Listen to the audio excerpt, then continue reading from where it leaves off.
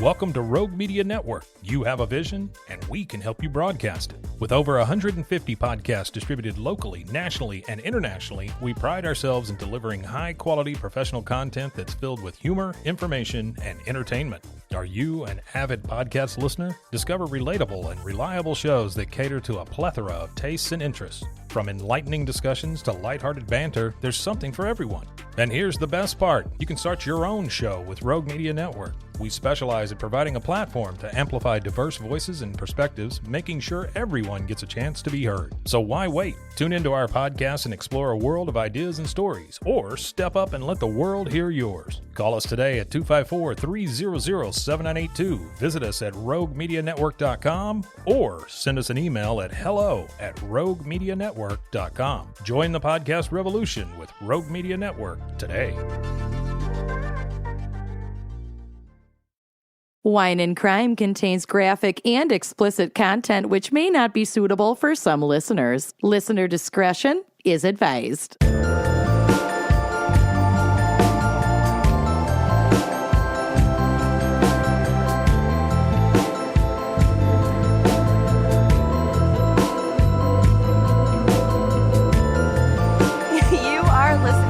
Wine and Crime, the podcast where three friends chug wine, chat true crime, and unleash their worst Minnesotan accents. Oh, gosh. Yeah. Oh, yeah. And this time we remembered to do the intro. Yeah. You know, some days are harder than other days, but all days are hard. That's true. Not as hard as the nights, though. Oh my God. The nights get so lonely. I'm totally kidding. The nights anyway, talk space. Some nights are endless after daylight savings. When will the dawn come? There's no way to know. Lucy, I don't know if I sent it to you, but I saw a great TikTok the other day that was this woman who's like, if you're not buying a vintage, like Victorian floor length nightgown and just wandering around your house pretending that you're trying to survive the winter, like, what are you even doing? Yeah, well, that's called being an adult. Yeah. Grow up. Yeah. Glow up. I need a long nightgown. Uh-huh. Yep. You Anyway, who are we? Oh, I'm Kenyon. I like matching pajamas. Yes, you do. I'm Lucy. I just like to be warm. I'm Amanda, and I don't have a bra on. Good idea. Take it off, honey. I am wearing the Stanley Hotel sweatshirt you gave me. Cute. I just have long arms. It didn't fit me that well. So cozy. I love. I've got my back brace on. Oh, So it's going to fun. be a good day. That's a fun one. All right, let's You're like the one in Romeo and Michelle. They stick the magnets on. So good. All right. Let's Anyway. get to the topic. This week we have a very special fan pick brought to you by Katie M. Although in the document, Lucy did write, check to make sure they are donating enough. Which I assume they are. In either way, you're getting an episode. Several months ago. Katie M, you are donating enough, and we really appreciate your support. All Nailed right. it. Good job, Nailed it. Katie M, and good job, Lucy. And Katie has selected the topic of forensic psychology. Yeah, blessed be. This is a Good one. big one. Yeah, There's a Yeah. lot to cover. a whole I lot. love it. Yeah. And I feel like we've covered some of it in the profiling episode and in that interview that we did with the FBI profiler. We've definitely touched on a lot of aspects of forensic psychology. But it'll be good to do a deep dive. We could. And So- we're kind of doing it. So great. Yeah. I love it. So, Amanda, what is our wine crime pairing for forensic psychology? Well, our lovely fan picker requested the Witching Hour Red, which we have had before, and it's amazing. But I'm not even wearing a bra today, so I couldn't get my act together in time to go get it. So I'm sorry, and I hope you'll forgive me. And if you don't... We have done it as a pairing before, though, I think. I think we have, but like we've also done the one I paired as a pairing before. So it is what it is. This is where I'm at. Everything is fine. But I am very excited about this pairing because this is a new iteration of this wine. It is a varietal that I actually am not. I've had it before, but we don't usually pair this red. And it's from our friends over at Winc Wine Club. So if you're new here, Winc Wine Club is the best invention of mankind. They literally deliver wine to your door, and you can like become a member to get special pricing, to get them to recognize what your tastes are and recommend wines for you. They like will ask you questions about your palate and make great recommendations. They change up their offerings frequently. I mean, you're not just getting stuck with the same stuff over and over again. They're amazing. And we are running a special offer just for you.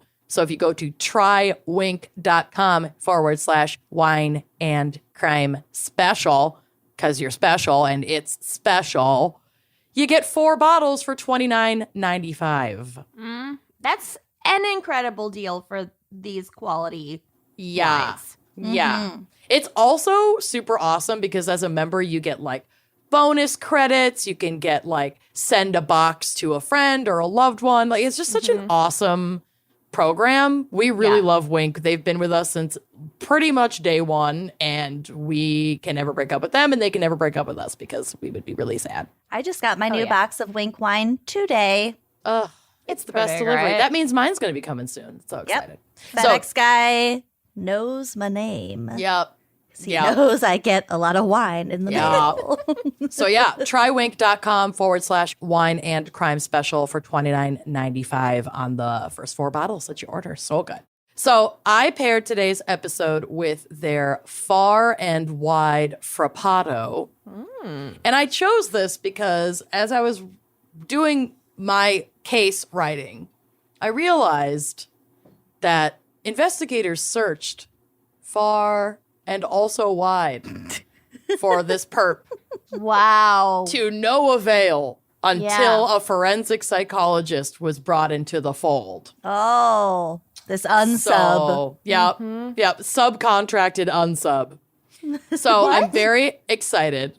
An unsub is an as yet unidentified suspect. Oh, okay. I learned that term this morning. So this is a phenomenal red. Frappatos are really fun because they're a little bit more fruit forward, but they're still like nice and medium bodied. So if you like a really fruity, but not sweet, just like a fruit forward, like red fruit Cabernet, you'll really, really, really like Frappato. This is going to have some hints of raspberry, a little bit of red cherry, a little bit of rhubarb, some of the like earthiness of like tomato. Hell yeah. Yeah, which kind of balances out, you know, the fruit forward nature of it. It's also really nice and dry on the back end, so you're not going to have like syrup mouth from a fruity red. So good. It's indigenous to Sicily. And Frappato is a really cool wine. It's sort of like a cross between Pinot Noir and Cabernet. Like it's complex, but it's light and it has a lot of flavor. So it's really, really fun.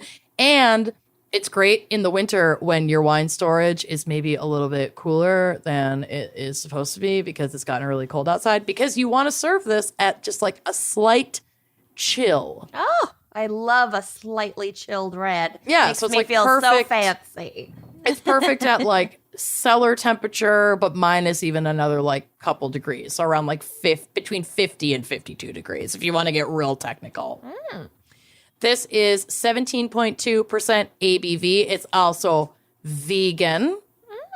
And they use low sugar and organic winemaking. So diabetics, grab your wine keys. Yeah. And if you're like me, you're using for the first time your special edition XOXO, the Wine and Crime Gals.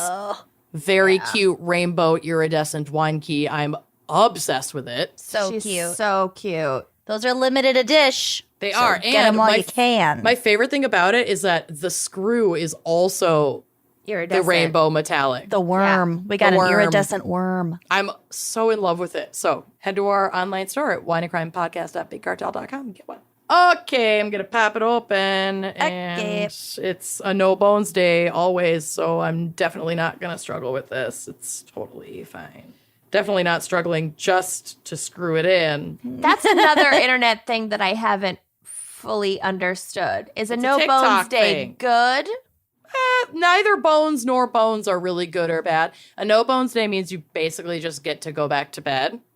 And a bones day indicates it's probably going to be a productive, Work day. work day, but they're both, neither option is bad.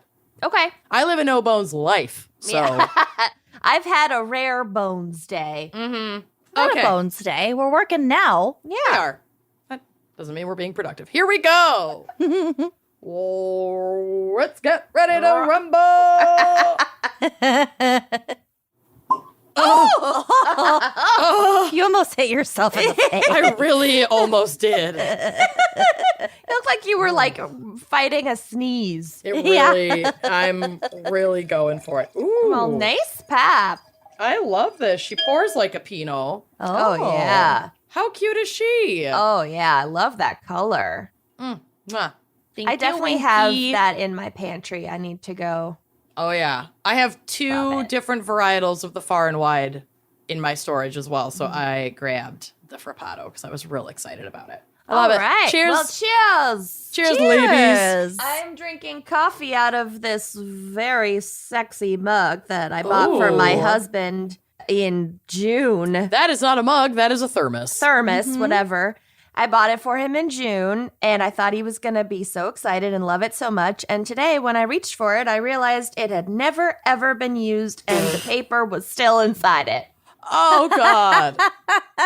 So it's mine now because Yours I now. love it. I love and hate that. I'm so sorry. Whatever, I don't give a shit. Okay, Lucy, what is our background and hopefully psych heavy for forensic psychology? Definitely Love. got some psych in here. Okay, here's a quote from my lover. Forensic psychology is the application of psychology to legal issues, often for the purpose of offering expert testimony in a courtroom, including but not limited to.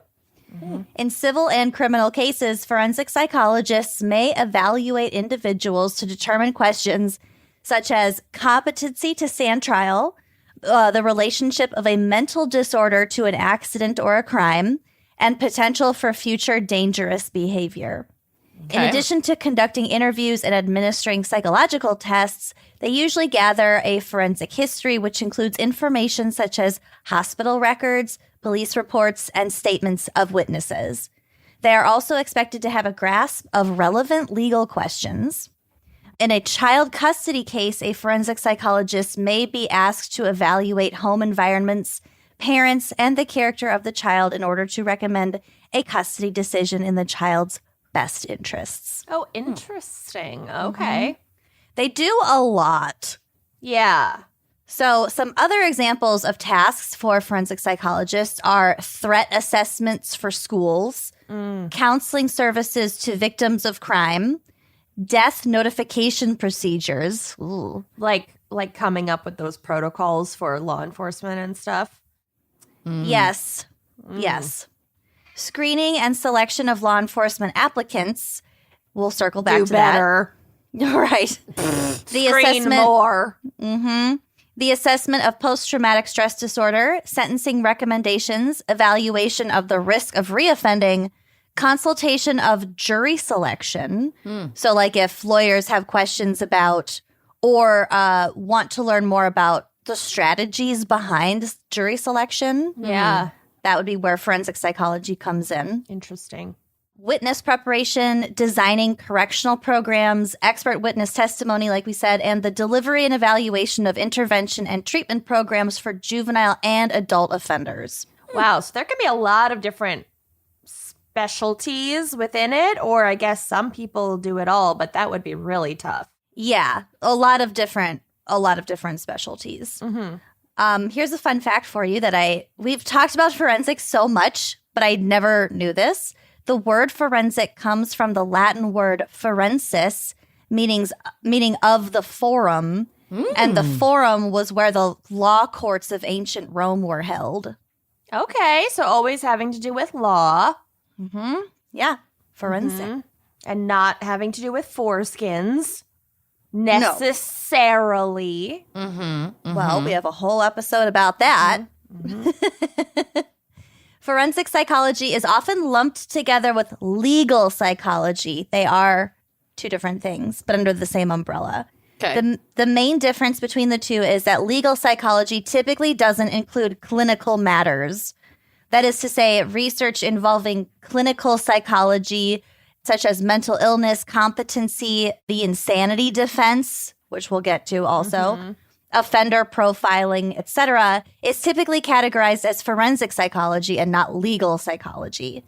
So a legal psychologist might study things like eyewitness testimony or jury decision making. Cool. Okay. So how the jury makes their decisions. Right. So when it comes to consultation, like I mentioned, as a forensic psychologist might do, a legal psychologist might do the same thing. Okay. So there But is when overlap. it comes to like the offending side of things, it would be more forensic. Yeah, I think so. Yeah. Okay. So this is from the APA.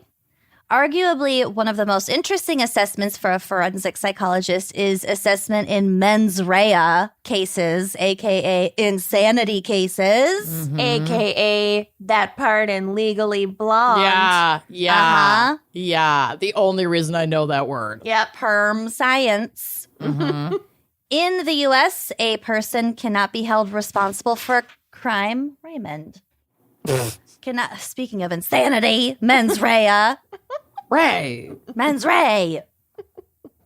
Okay, a person cannot be held responsible for a crime if they did not possess a guilty mind, which is what mens rea means.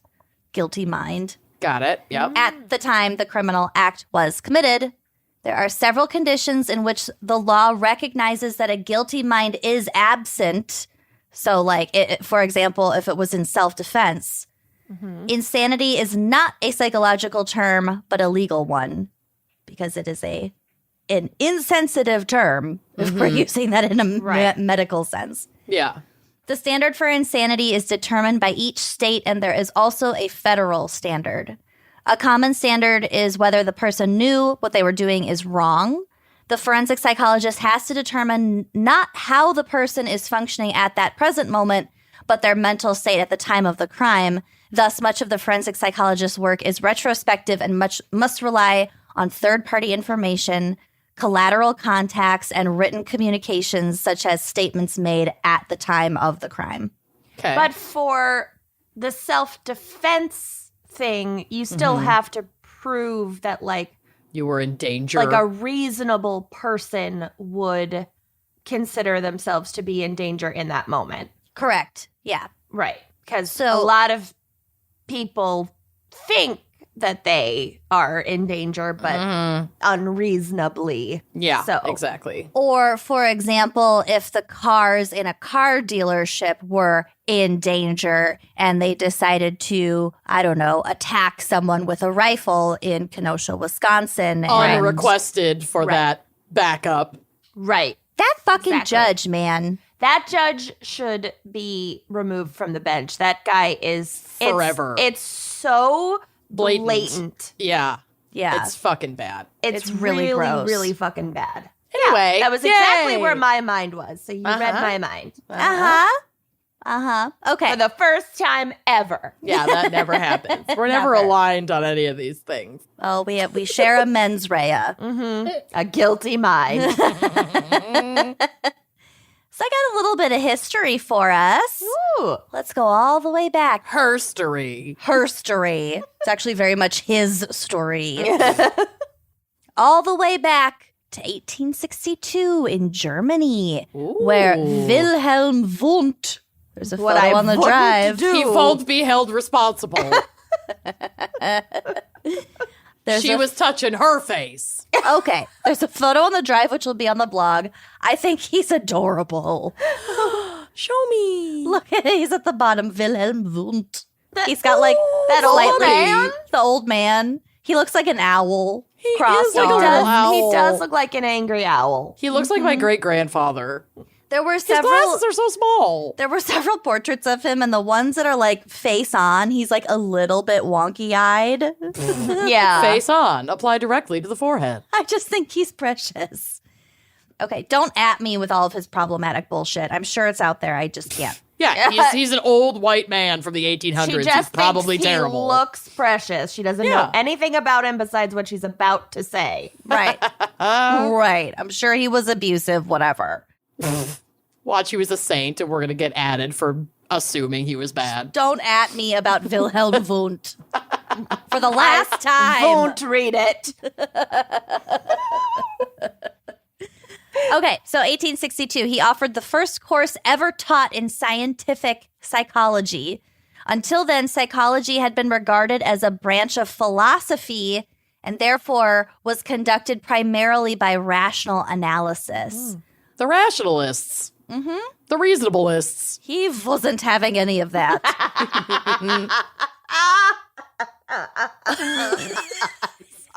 It wasn't. I just wasn't expecting that one. Weren't you? I wasn't. I really wasn't. So Wundt instead stressed the use of experimental methods drawn from the natural sciences. His work, quote, advanced a system of psychology that sought to investigate the immediate experiences of consciousness, including sensations, feelings, volitions, and ideas. It also contained the concept of apperception or conscious perception. The methodology prescribed was introspection or conscious examination of conscious experience. Okay. So this sounds kind of like duh, but they hadn't explicitly studied those things right. in like a lab before. He went on to develop the first psychological lab in the world at the University of Leipzig in 1879. And they went leaps and bounds. Leaps. Above everyone else. American students traveled to Germany to study with him, and when they returned home, a lot of them had questions about how psychology relates to law, for example, in giving testimonies or regarding an individual's functional capacity. So it is pretty mind-boggling how recent Yeah. these concepts are. Yeah. yeah. I mean, I know Recent. that like there were things adjacent to this in like, you know, fucking ancient Babylon. I'm sure like some Sure. people couldn't be held responsible for their actions because they were deemed insane. But that like, was a philosophical right. thing, not science. Yeah, not like medical really. Yeah, like we haven't applied science to a lot of aspects in our collective life until real recently. Yeah. And some of us still don't. Yeah. Humanity is fucking very vaccine. young and stupid. There's Yeah. a I'll lot bet. we're just barely figuring out. It's a little rough. But I guess if you think about like moral issues, like the vaccine shouldn't be a moral issue, but or like abortion. For a lot of people, that is science. It's black and white, and for a lot of people, it is a question of philosophy. So I think that you can identify a lot of things in our current society now that you might not think could fall into a category like this, but maybe in 100 years we're going to have a completely different perception. view of it. Yeah. Totally. Yeah. I mean, even the Catholic Church back in the day didn't believe that life began at conception. They thought it began at the quickening or the first breath. It is a political issue, and Moving I on. feel like And we never get political on Yeah, this that's show. not what the show's No. about. yeah, let's leave politics at the door. Nah. Okay, I got a big old basket by my door.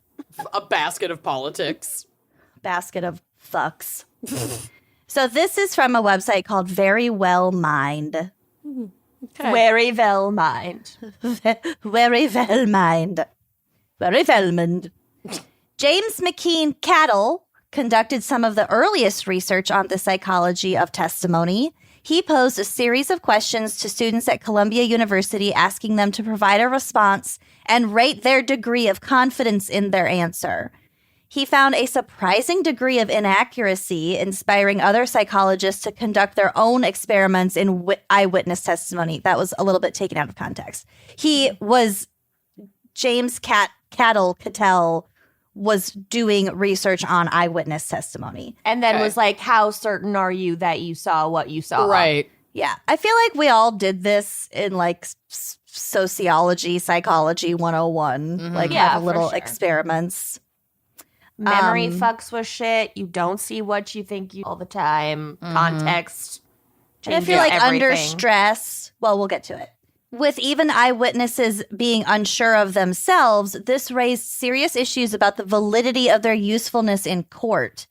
Inspired by his work, Alfred Binet replicated Cattell's research and studied the results of other psychology experiments. I don't know why I'm having a problem talking. That applied to law and criminal justice.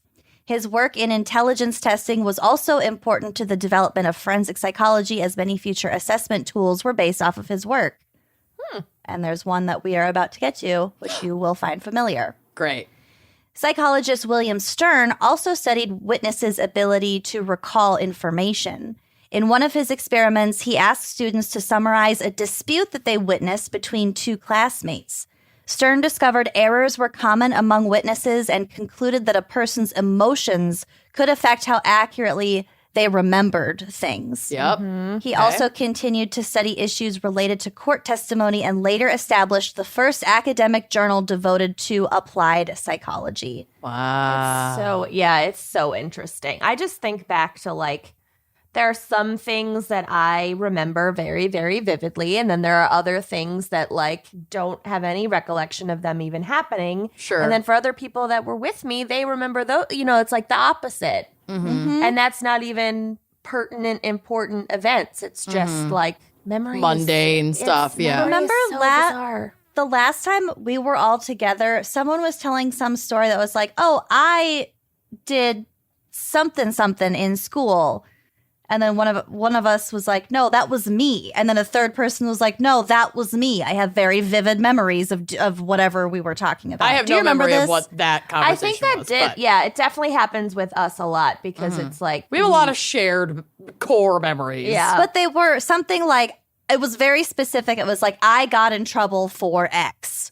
And it's like, no, that was me. No, that was me. Like, this is, you can't trust your memories is the bottom line. It's really weird. Yeah. You really can't. Okay, so keep in mind all these things that I just listed are happening like in the late 1800s. Right. This is all condensed into like a very small window of time. So from there, forensic psychology entered the courts.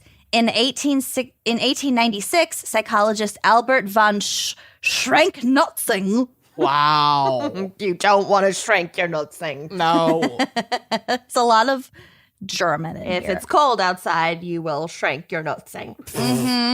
I'm not saying it's cold, but I'm shrank. Anyway, he testified at a murder trial about the effects of suggestibility on witness testimony. In 1915, Hugo Munsterberg Yes. Yes. Delicious. Yum. Yum. published a book called On the Witness Stand, which advocated for the use of psychology in legal matters. In 1916, 1 year later, the Stanford-Binet test was used to assess the intelligence of job candidates for law enforcement positions, and this test is still used as a typical IQ test today. If that sounds familiar, the Stanford-Binet test. Don't remember.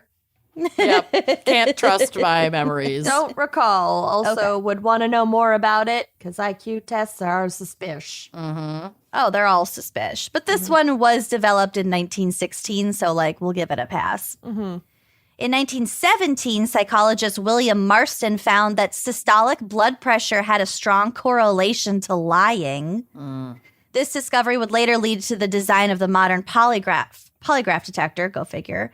6 years later, Marston testified in the case of Fry versus the United States, which was the case that established the precedent of the use of expert witnesses in courts. So all of this happened within like a 25-year period. Yeah. That's wild. There was a boom. Yeah. Shit. So Everybody was psychological revolution, baby. We had a bit of a boom at the beginning of the 20th century. And then forensic psychology kind of cooled off for a while during the World Wars. We were frying bigger fish. In 1954, several psychologists testified on both sides during Brown versus Board of Education, bringing the discipline back into relevance.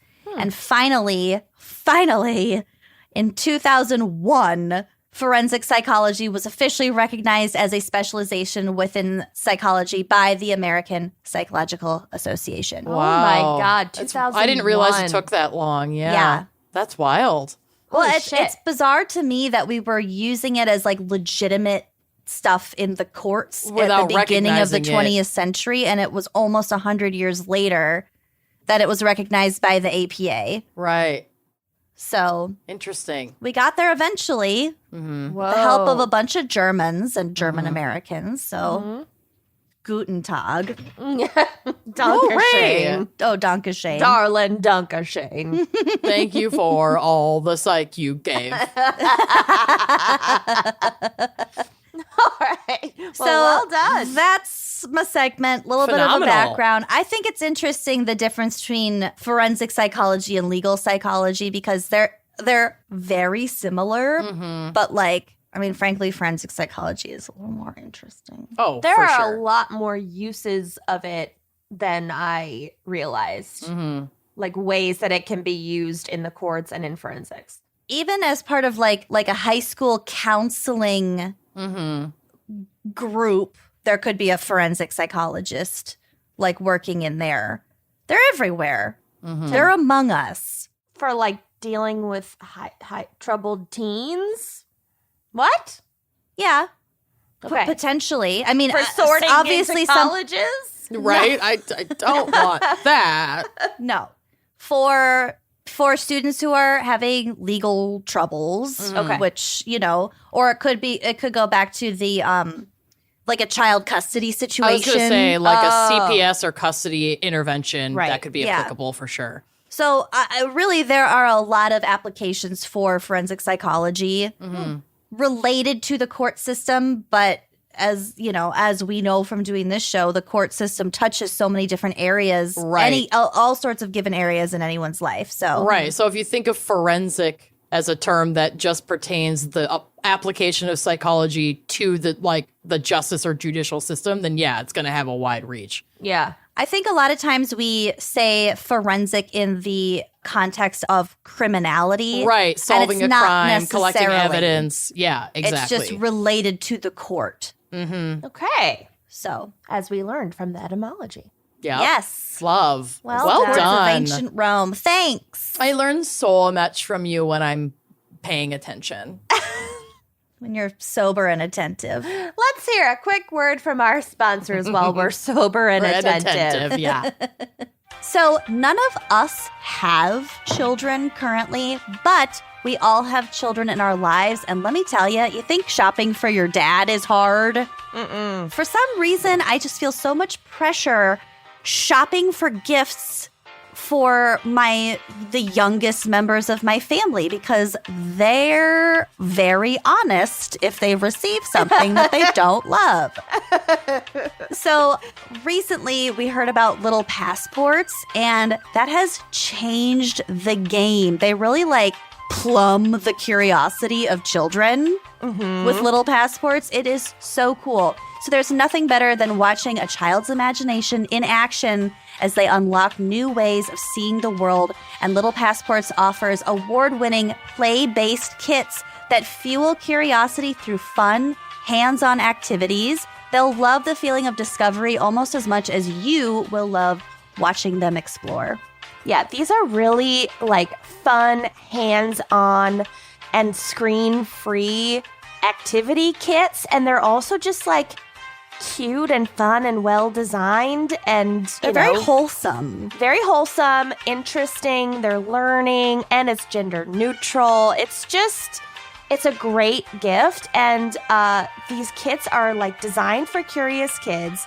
So Little Passports is the perfect gift for the little adventurers in your life, and they have different subscription levels that are tailored to kids based on their ages. So for kids between 3 and 5 years old, they have the Early Explorers Kit, and that ignites their imagination and curiosity with hands-on activities, games, and stories that explore the wonders of the world, from deep sea to dinosaurs, which are, always a hit with little ones. Our production assistant, Andrea, her daughter is 3 and is really into the ocean.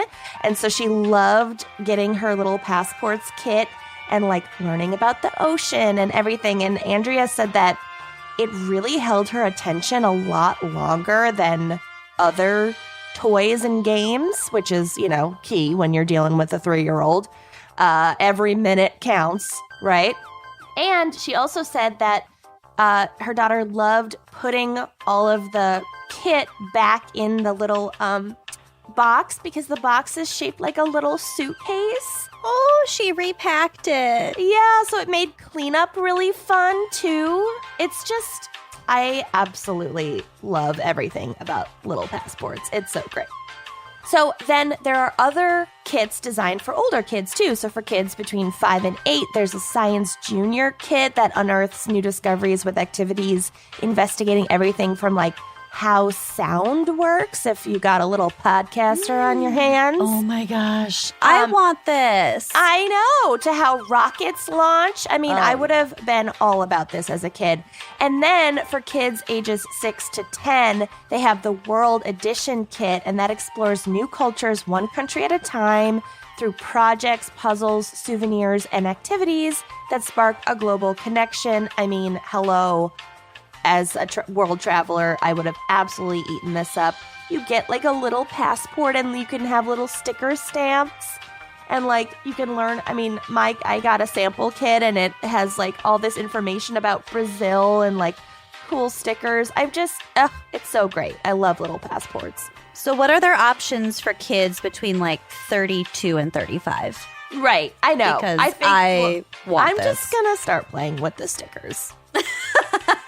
Fill out your passport, honey. I'm gonna. Why not? Why not? So this holiday, give the young explorer in your life a world of adventure. Get 20% off any new subscription with promo code GALS, that's GALS, at littlepassports.com. Order by December 20th for Christmas delivery, and free shipping is included. That's littlepassports.com, promo code GALS, and treat those kids. Treat them. Who doesn't love to live well, to be perfectly at ease, in comfort, and in style? I love it. I love it. And Hunter Douglas can help you to do just that with their innovative window shade designs, gorgeous fabrics, and control systems so advanced that they can be scheduled to automatically adjust to their optimal position throughout the day. Can you imagine? We are living in the future, people.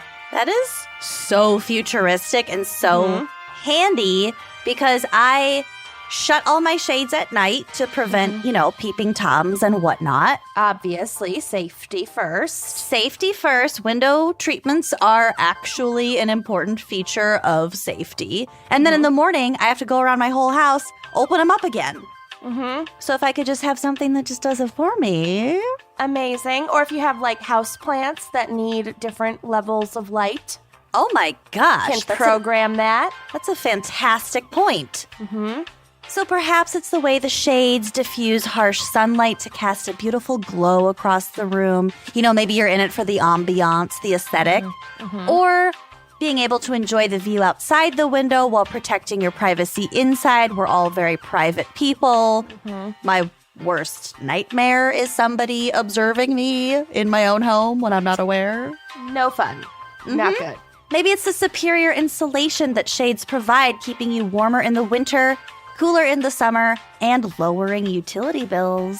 It's not just about looks, people. Or is it simply that Goldilocks moment when you walk into a room and everything about it looks and feels just right? And when you tap into Hunter Douglas's Power View technology, your shades can be set to automatically reposition for the perfect balance of light, privacy, and insulation, morning, noon, and night. What could be better and simpler? Yeah. So live beautifully with Hunter Douglas, enjoying greater convenience, enhanced style, and increased comfort in your home throughout the whole dang day.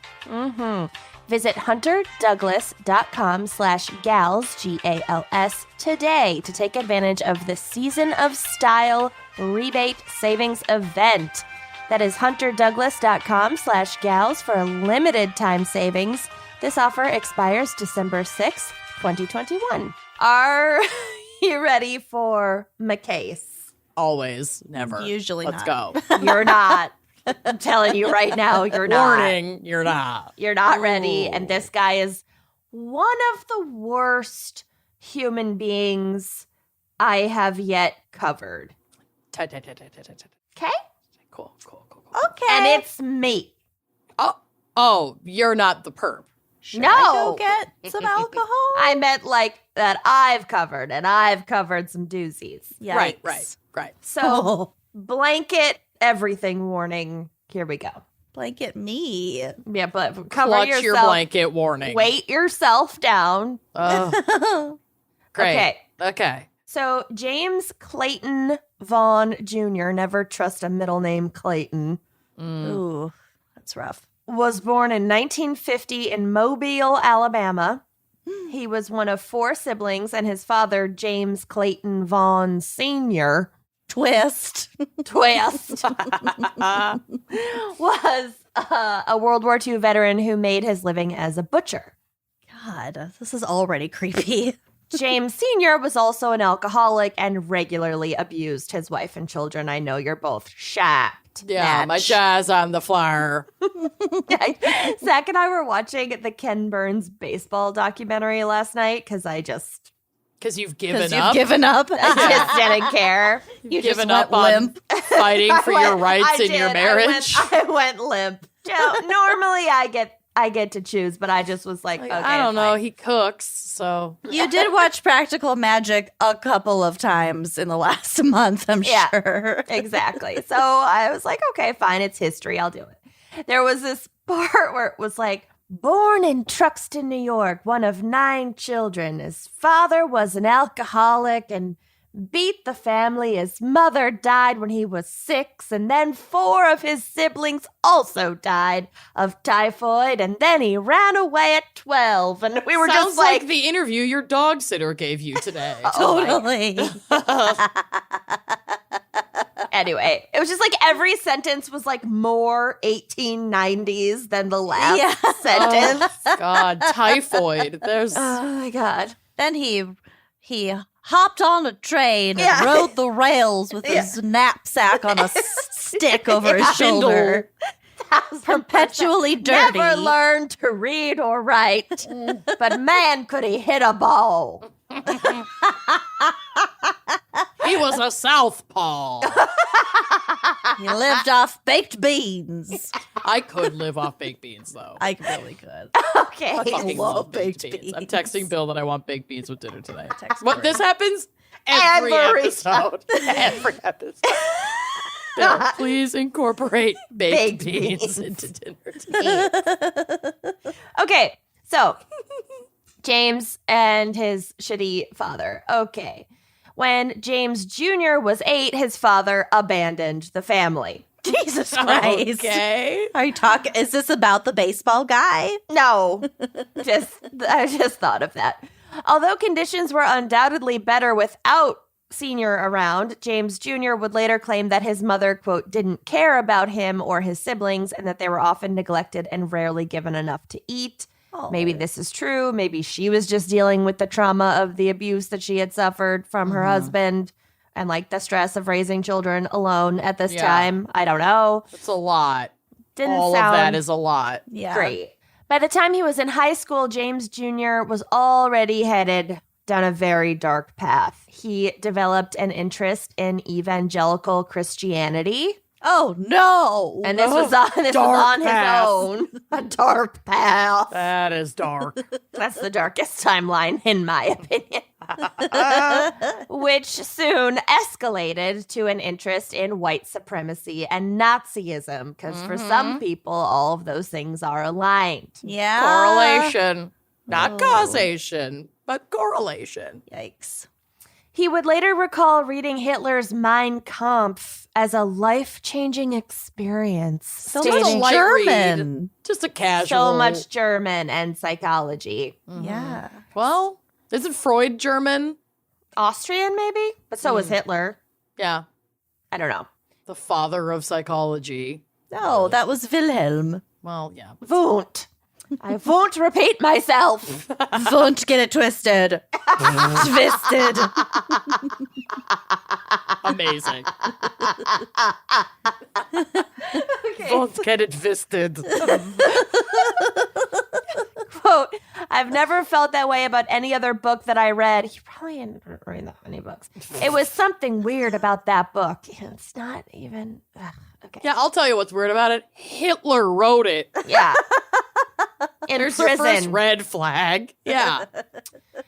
By the time he was in his early 20s, he was an official member of the National Socialist White People's Party. Oh, really, God. really had to like On the drive nose. it home.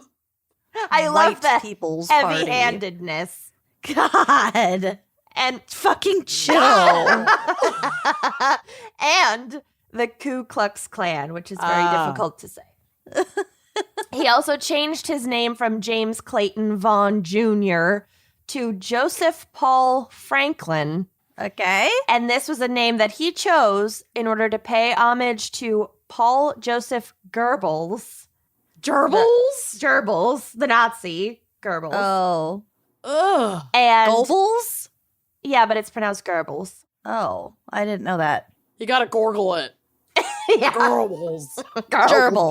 Goebbels. Okay. The Nazi Goebbels. And Benjamin Franklin, What who an we were odd just mix. talking about the other day. I thought Ben Franklin was like kind of cool.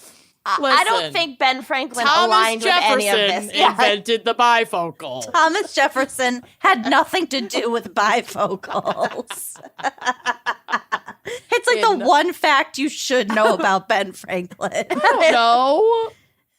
I don't think Ben Franklin was bad. I don't know. I think for him it was just like a founding father. I don't know. Listen, he latched they're all onto it. bad. They're all bad. Yeah. And that, well, compared to, Right. I don't think he was an Compared enslaver. to gerbils, he's probably fine. Yeah. Anyway, Yeah. some people say that the Franklin came from a like an evangelist preacher named Joseph Franklin. I don't know. Okay. So now we're gonna call him Joseph Paul Franklin. That's the JP. guy, because he changed his name.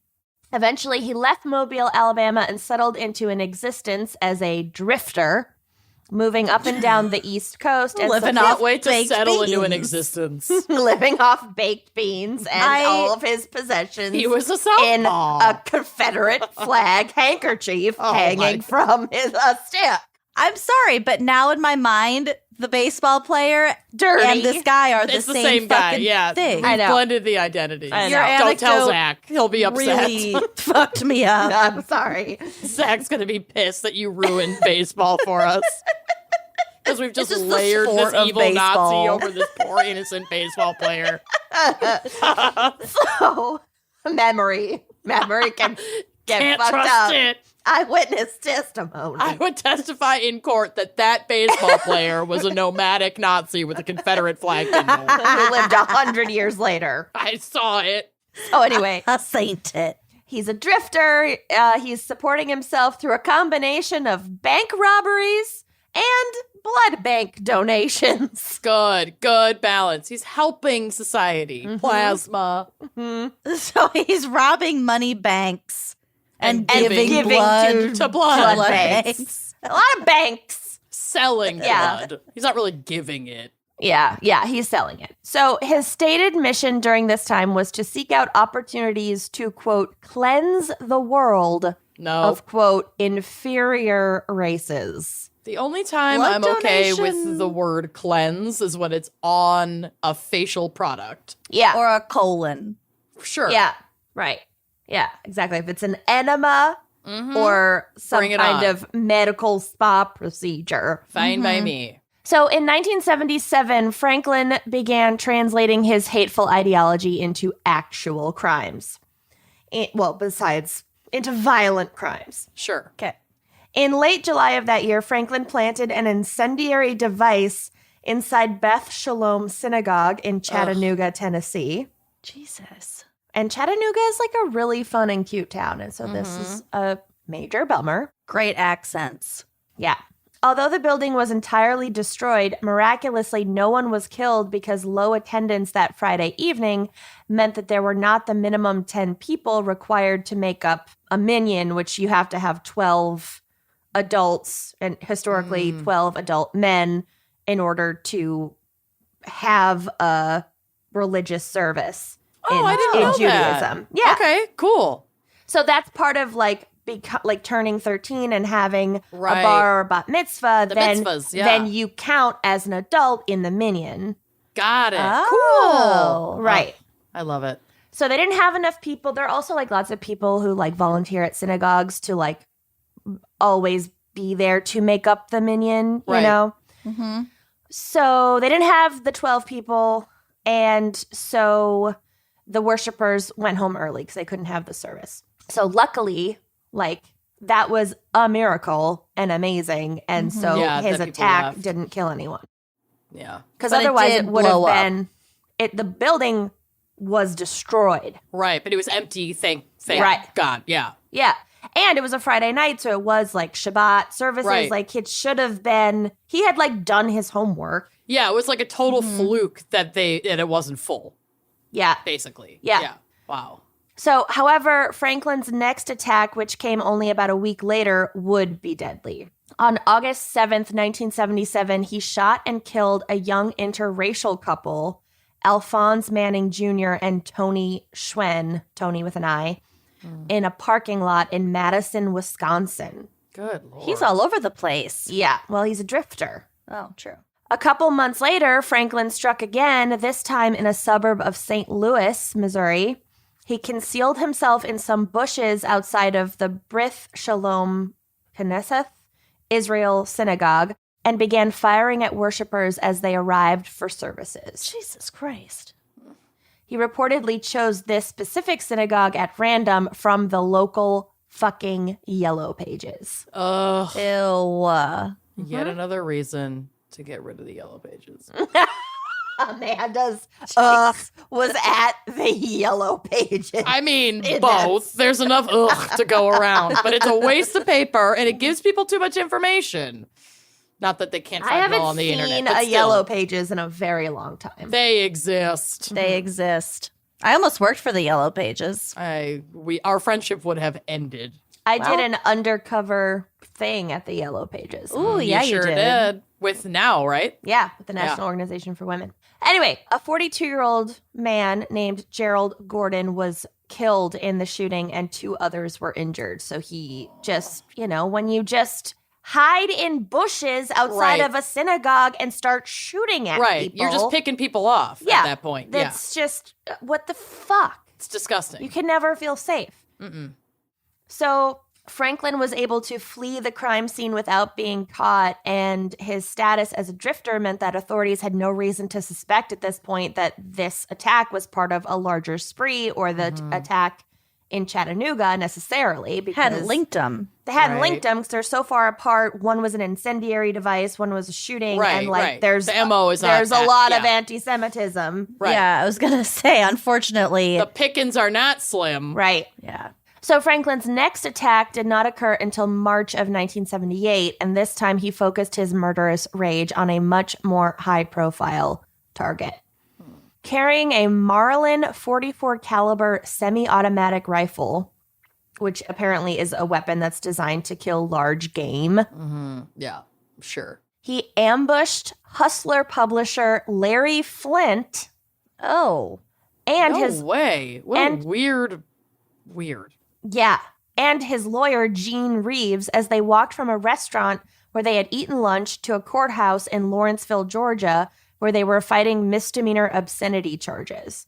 So he just zeroed in on Larry fucking Flint. Okay. Odd. Reeves fell into a coma as a result of the shooting, from which he eventually awoke and made a full and miraculous recovery. Whoa. But Flint was left a paraplegic, which I didn't know any of this about Larry Flint. I didn't Yeah, either. that's so weird. Yeah. Although there were several conspiracy theories surrounding this shooting, including that Flint had been targeted by the U.S. government, it is now pretty much universally agreed that Franklin was the shooter and that he targeted Flint because of his anger over a magazine spread that featured interracial sex. Oh, God, this guy needs to fucking relax. Yeah. Yup. God. Again, Franklin was able to successfully flee the scene. And it would not be tied to him until much, much later. Because he's just so random. Yeah. Yeah. After the Flint shooting, Franklin continued his rampage, always staying on the move and never striking in the same place twice in a row. So he committed crimes far and wide. Oh. See. Although, in July of 1978, he returned to Chattanooga, where he shot and killed another black man, the victim named Bryant Tatum. And he also shot Tatum's white girlfriend, Nancy Hilton, who survived. Did he kill the other couple? Yes. Okay. Yes, he killed both of them. Okay. Alphonse Manning Jr. and Tony Schwen. Mm-hmm. So at this point, interracial couples seem to become the primary focus of his hatred. He was also doing the synagogue stuff, but now he's zeroing in on the interracial stuff. Yeah. This is still not linked by authorities. No. About a year later, in July of 1979, he fatally shot a black man named Harold McIver in Doraville, Georgia, as he worked a night shift at a fast food restaurant that he managed because Franklin believed him to be in, quote, close contact with several white women. Oh my God. 3 months later, in Oklahoma City, he attacked another interracial couple, shooting and killing a man named Jesse Taylor and his longtime partner, Marion Brissett. In May of 1980, Franklin once again went after another high-profile target. He shot business executive and civil rights activist Vernon Jordan outside of a Marriott hotel in Fort Wayne, Indiana. He's just like Going. Yeah. All the fuck over the place. At the time, Jordan was the president of the National Urban League. Franklin reportedly chose him as a target after seeing him out having drinks with a white woman named Martha Coleman, who was a member of the league, and followed the two as they left the bar in her car. My God. So he's just like keeping an eye out. And if Right. he ever like sees an interracial couple or even Right. like people hanging out, Right. It's He attack was mode. patrolling. Right. Yep. he shot Jordan twice in the back as he exited Coleman's car in the hotel's parking lot around 2 a.m. So I don't think he knew that he was as high profile as he was. I think he just literally saw them at the bar. God. Jordan was seriously injured but managed to survive the assassination attempt. At first, suspicion fell on Martha herself, who had been the only witness to the shooting. Neighbors interviewed by police spoke of her 4 failed marriages and, quote, suspicious social ties. Oh, for God's sake. So basically, her neighbors were like, well, I think she's a slut, and she Right. probably did it, because, it's like, what the fuck? Yeah. This woman is just living her life. Right. One neighbor told People magazine in 1980 that, quote, there were a lot of men going in and out of her house. She had more black friends than white. Oh, for fuck's sake. Oh my gosh. What a scandal. Ugh. Yep. This was not that long ago. That was in No. 1980. Jesus. However, another neighbor who was interviewed seemed to believe the rumors about Martha's involvement in the shooting were motivated primarily by jealousy and quote, she had money, did as she pleased, and led the kind of independent life most women around here wish they could. Yep. There you go. She was Amanda. She had money. She did as she pleased. She didn't have no kids. I don't know how many people wish they could, but You can. it's not bad. I'm She doing had okay. rabbits. I do have rabbits. So Jordan went on to make a full recovery and would eventually become a close advisor to President Clinton. Like in the case of the Flint shooting, it would not be until years after the fact that this attempt on his life would be tied to Joseph Paul Franklin. It was just like random, they thought. A week after shooting Vernon Jordan, Franklin was in Cincinnati, Ohio. His chosen targets for his next attack were another interracial couple, and he had positioned himself on an overpass where he believed he would have a vantage point to shoot them when they walked by. God. Ugh. He hides in shit. bushes. He ambushes people in parking lots. What a piece of shit. Yeah. Absolute psycho. Yeah. Total fucking nutsing. Just lying in wait for Jews or black people Right. to come by. I mean, So he can just take them out. Yep. But before the couple in question arrived, two black teenagers, Daryl Lane, who was 14, and Dante Evans Brown, who was 13, walked into Franklin's view. Literal children. My God. Babies. The two boys were cousins who were on their way to the store to buy candy. Yep. Franklin decided that they would replace his original targets, and he shot and killed both boys. Oh my God. Just walking by. To buy candy. Yep, there are photos on the drive of these victims, and they're just such sweet, smiley little babies. Poor guys. Told you guys wouldn't like this man. Yeah, he's I don't like you. he's great. This is great. Everything's fine.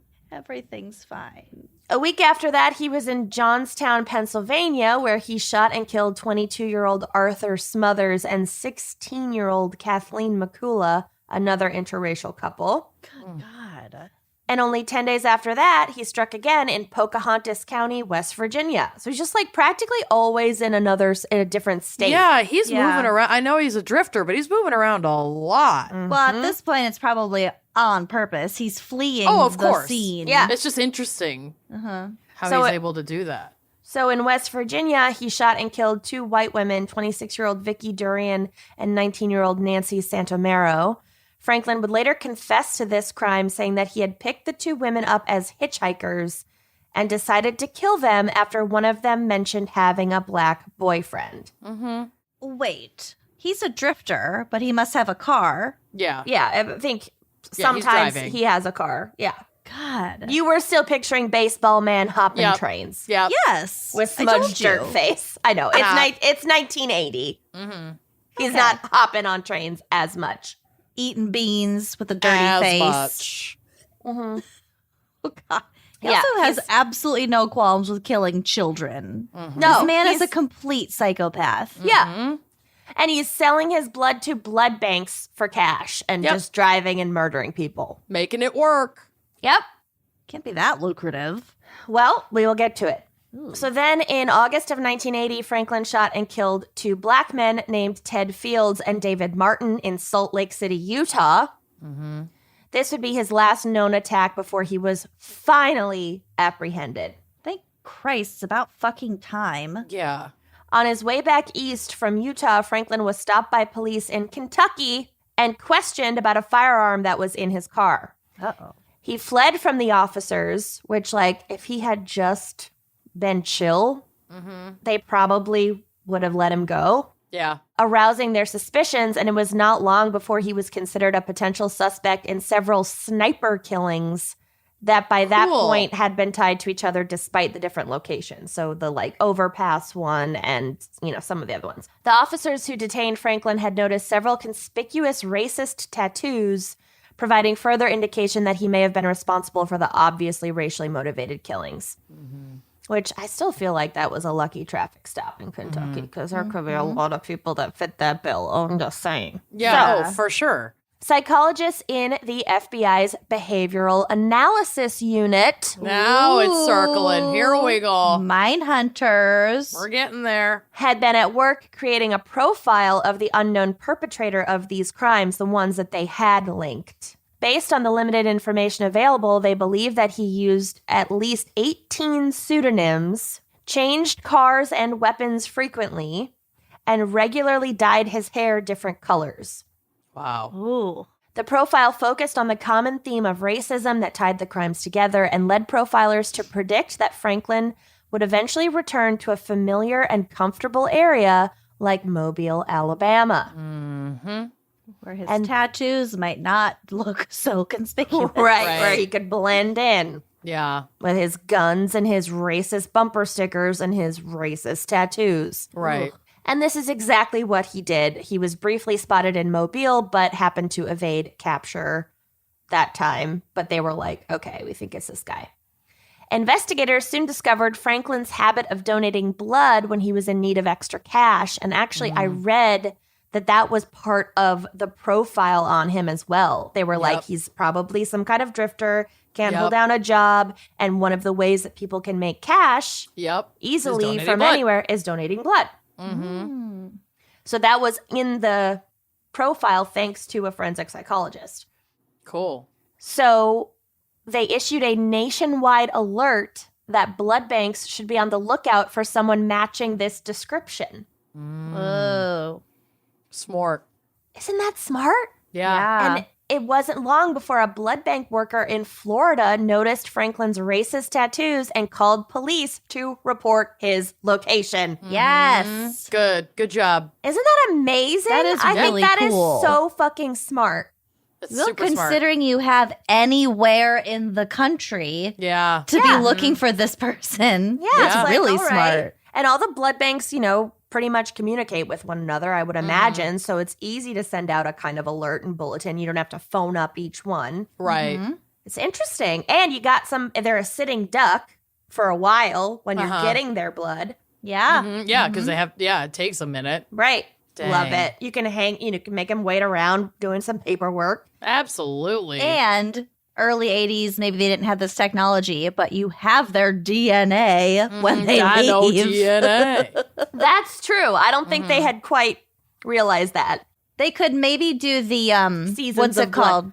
Blood type. Yeah. Secretor, non-secretor. They could at least Stuff. do that very basic stuff. But I don't think he didn't really leave any DNA at any of his crimes because there was except for the bomb attack.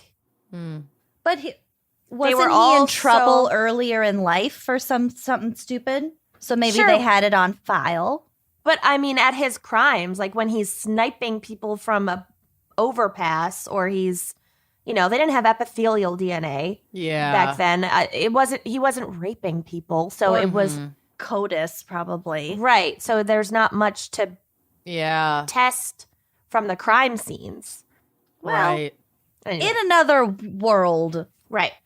So anyway, the blood bank thing, I thought it was genius. Yeah, that is Yes. genius. It is. And he was arrested in Lakeland, Florida on October 28th, 1980.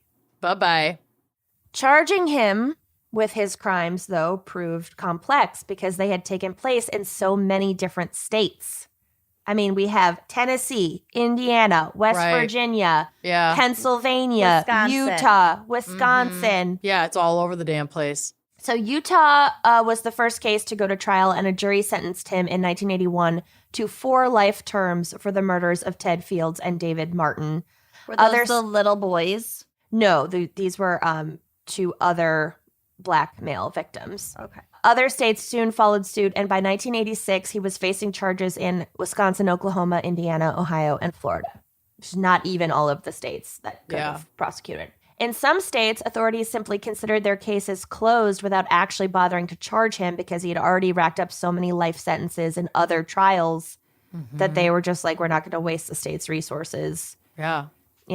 While serving his life sentences for the Utah murder, Franklin confessed to shooting Larry Flint back in 1978, which they never thought it was him for Right. that one. Right. Because people thought it was somebody who cared about indecent exposure and Totally. boobies and whatever. And it there was such. were conspiracy theories that it was the U.S. government. Right. Yeah. Right. Mm-hmm. So he was then indicted but never tried for that crime, and because he was already facing all these other penalties.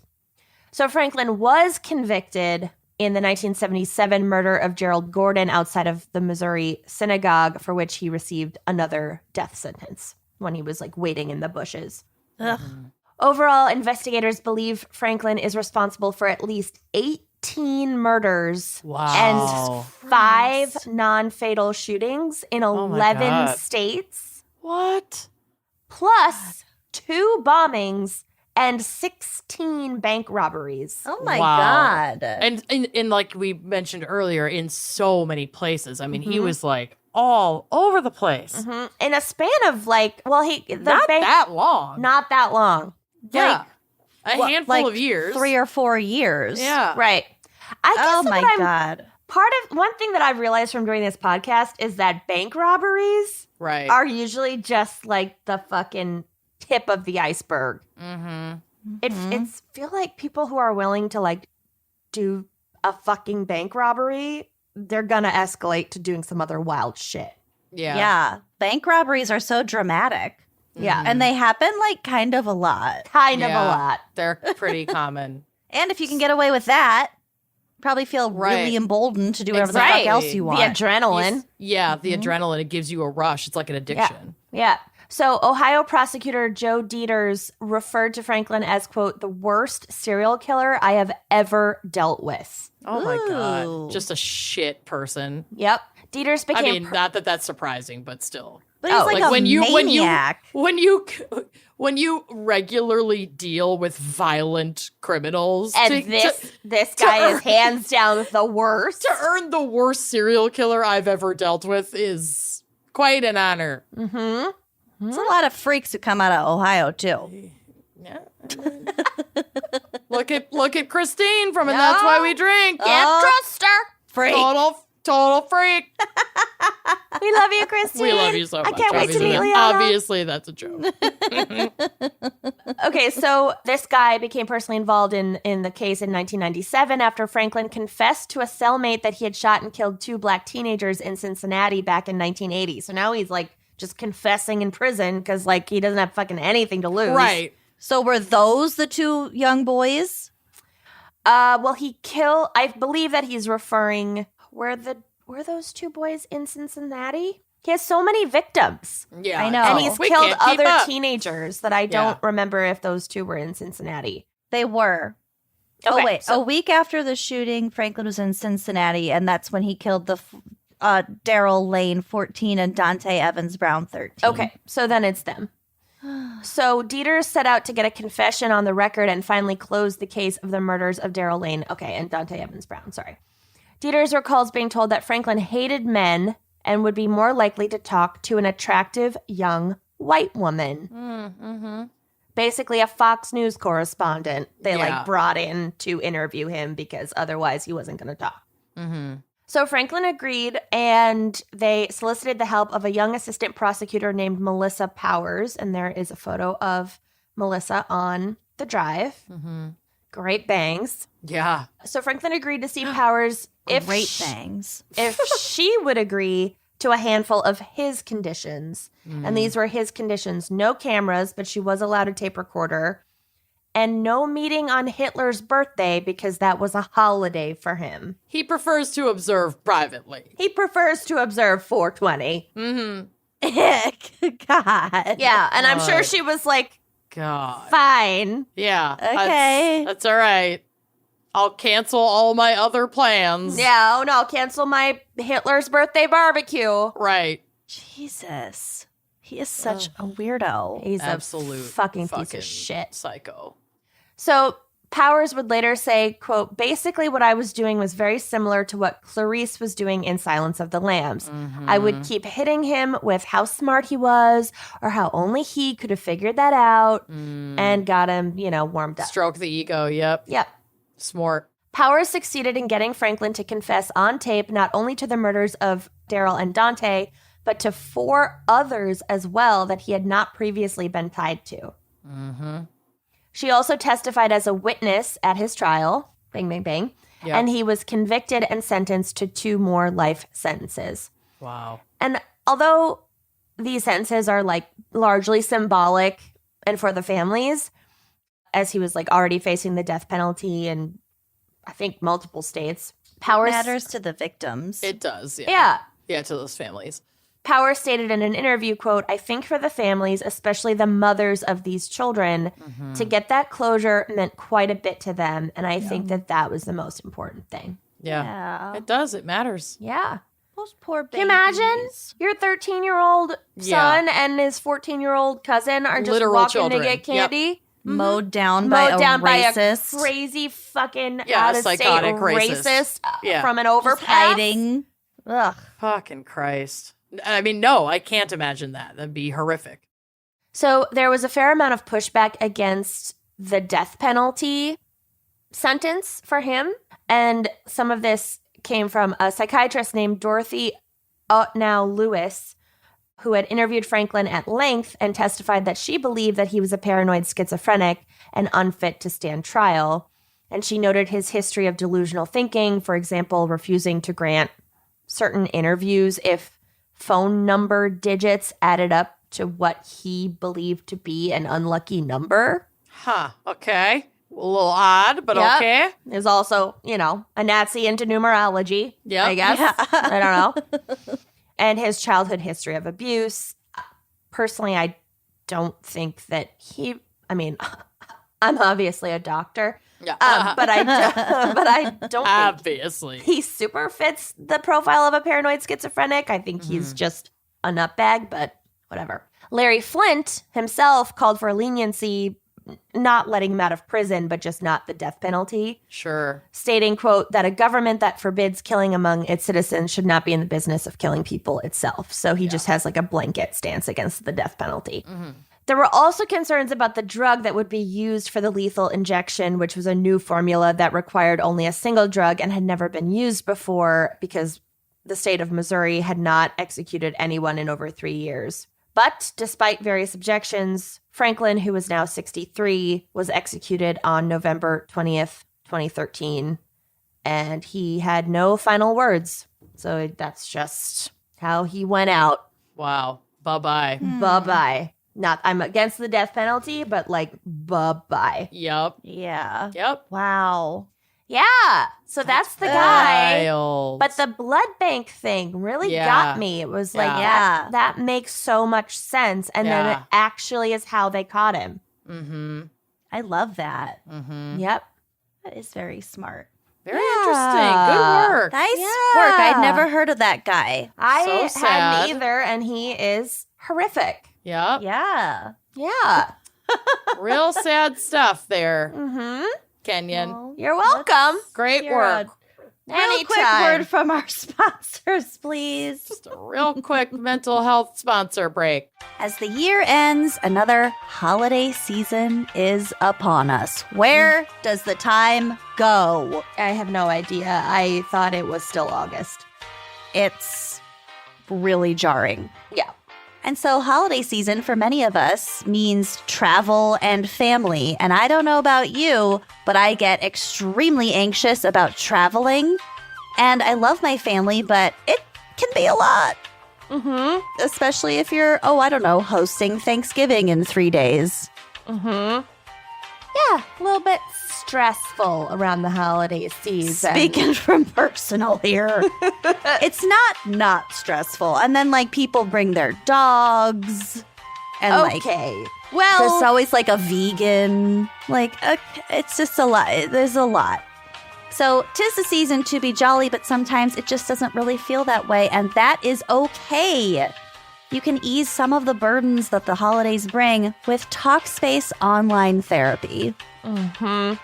Everybody deserves therapy. Everybody deserves to have a professional that they can talk to about their lives and their thoughts and, stressors that are happening to them and figure out strategies to feel better in their day-to-day lives. Therapy is just an amazing tool for everybody out there, and I love the Talkspace setup personally because they make it so easy to match with a licensed therapist and schedule that first session. So that can be very daunting if you're I don't know, what did people used to do? Open up the phone book and just point at a name? That's not the way to do it. So they match you with a licensed therapist, and you can get started right away, and you don't have to put on pants or leave your house to start talking with that therapist. It's the best part. It's the best. It's so convenient. And Talkspace is ready to help you start feeling better with a single message. You can set goals with your Talkspace therapist and develop techniques to cope in difficult times. And they offer individual therapy, couples therapy, and medication prescription services. So they got it all, people. They really do. So if you need a little support to help you through the end of the year, or if you want to start building towards a better upcoming year, Talkspace is here to help. Match with a licensed therapist when you go to Talkspace.com and get $100 off your first month with our promo code GALS, G-A-L-S. That's $100 off when you use code GALS at Talkspace.com and treat your brain. Treat it. As small business owners, we can attest to the fact that the holidays can be hectic if you are selling anything online. The holidays are coming up. They are barreling towards us, and it is time to prepare for this busy, jolly time of year. So between growing your business, managing inventory, and juggling orders, you've got a lot going on this holiday season. Make shipping the easiest part of your day with ShipStation. Oh, honey, I can attest. The holidays, as a small business who participates in e-commerce, it can be an absolute nightmare. But I am so thankful that we have been using ShipStation since day one. Yep. 5 years we've been with ShipStation. It has been so fantastic. Their support is out of this world. I have never felt so accomplished, like getting so much done, being so productive, and it feels really simple because of just how easy ShipStation is to work with. So figuring out the best way to ship your orders can be frustrating and confusing. Yes, to both. ShipStation makes it quick, easy, and convenient, so you can easily import orders from any sales channel. You can automate just about any shipping task. Let me tell you, when I dug into learning about the automation within ShipStation, it was a total game changer. So that means you can spend less time sorting through orders and more time doing what you do best. If it's talking about murder, if it's drinking wine, making fun of the patriarchy, all of the above. ShipStation integrates all selling channels into one simple dashboard so you can seamlessly connect carriers, print shipping labels, and get products out the door lightning fast. Over 100,000 sellers use ShipStation in their businesses. So take it from us. It works. It absolutely works. ShipStation works with all the major carriers and gives you exclusive discounts on UPS and USPS shipping so you can compare carriers and choose the best solution for you and your customers. I love it because no small business is alike. You know, we're all dealing with different challenges. We all have different goals. And you want to keep your customers happy, and you want to make your life convenient. Yeah. Definitely the latter. And with ShipStation, they just make it so easy to do both of those things. Small businesses can now access the same rates usually reserved for Fortune 500 companies without the contracts or the commitments, so you know that you're getting an excellent deal. And just a side note, their customer service is so freaking good. Cannot recommend ShipStation enough for small businesses. Yep. So it is never too early to start prepping for the holiday rush. You don't want to leave things last minute. So get a head start with ShipStation. Our listeners can use our offer code GALS, G-A-L-S, to get a 60-day free trial just in time for the holidays. That's 2 months of stress-free holiday shipping for free. Just go to ShipStation.com, click on the microphone at the top, and enter in GALS, G-A-L-S. ShipStation, make ship happen. So this holiday season, we want to gift our loved ones something that makes them feel special and unique, just like the relationship that we share with them. And that is why I keep coming back to Storyworth as a fantastic gift idea for the holidays. Could not think of a better or more personalized gift idea than Storyworth. So Storyworth is an online service that helps you and your loved ones preserve precious memories and stories for years to come. It's a thoughtful and meaningful gift that connects you to those who matter most. Every week, Storyworth emails your relative or friend a thought-provoking question of your choice from their vast pool of possible options. Each unique prompt asks questions that you've never thought to ask, like, what's the bravest thing you've ever done? or if you could see into the future, what would you want to know? It kind of feels like one of those like card games that you sit around with your friends and like they just like they're prompts and they really prompt really interesting responses that Definitely. it's a very unique and effective way of like pulling memories out of somebody. And like sometimes the people that we're closest to, we've never actually like taken the time to get to know them in this kind of way, like especially with like older family members. Oh like, yeah. It's just amazing what they've lived through that, you've probably never heard them talk about. Yeah, so like consider a grandparent or somebody who you don't normally just sit down and chat with outside of, normal grandparent conversation. So maybe you want to know like what they did for fun when they were your age. Just the really fascinating things and that also preserves their memories, for after they're gone. So you can pass that down to other generations. Yep. Even close friends. It's a really cool the way that it works. So after 1 year, Storyworth will compile all of your loved ones' stories, including photos, into a beautiful keepsake book that you'll be able to share and revisit for generations to come. I did this for my grandma, and she just pulled out the most incredible stories of helping to raise her like 600 siblings during the Dust Bowl Great Depression era. It's amazing. It's so cool. I love it. And reading the weekly stories helps you connect with loved ones no matter how near or how far apart you are. And what is more important during the holidays than that? Exactly. So with Storyworth, we are giving those that we love most a thoughtful, personal gift from the heart and preserving their memories and stories for years to come. Honestly, it's like a gift for them and for you and for everybody else in your family or, in your community, in your circle of loved ones.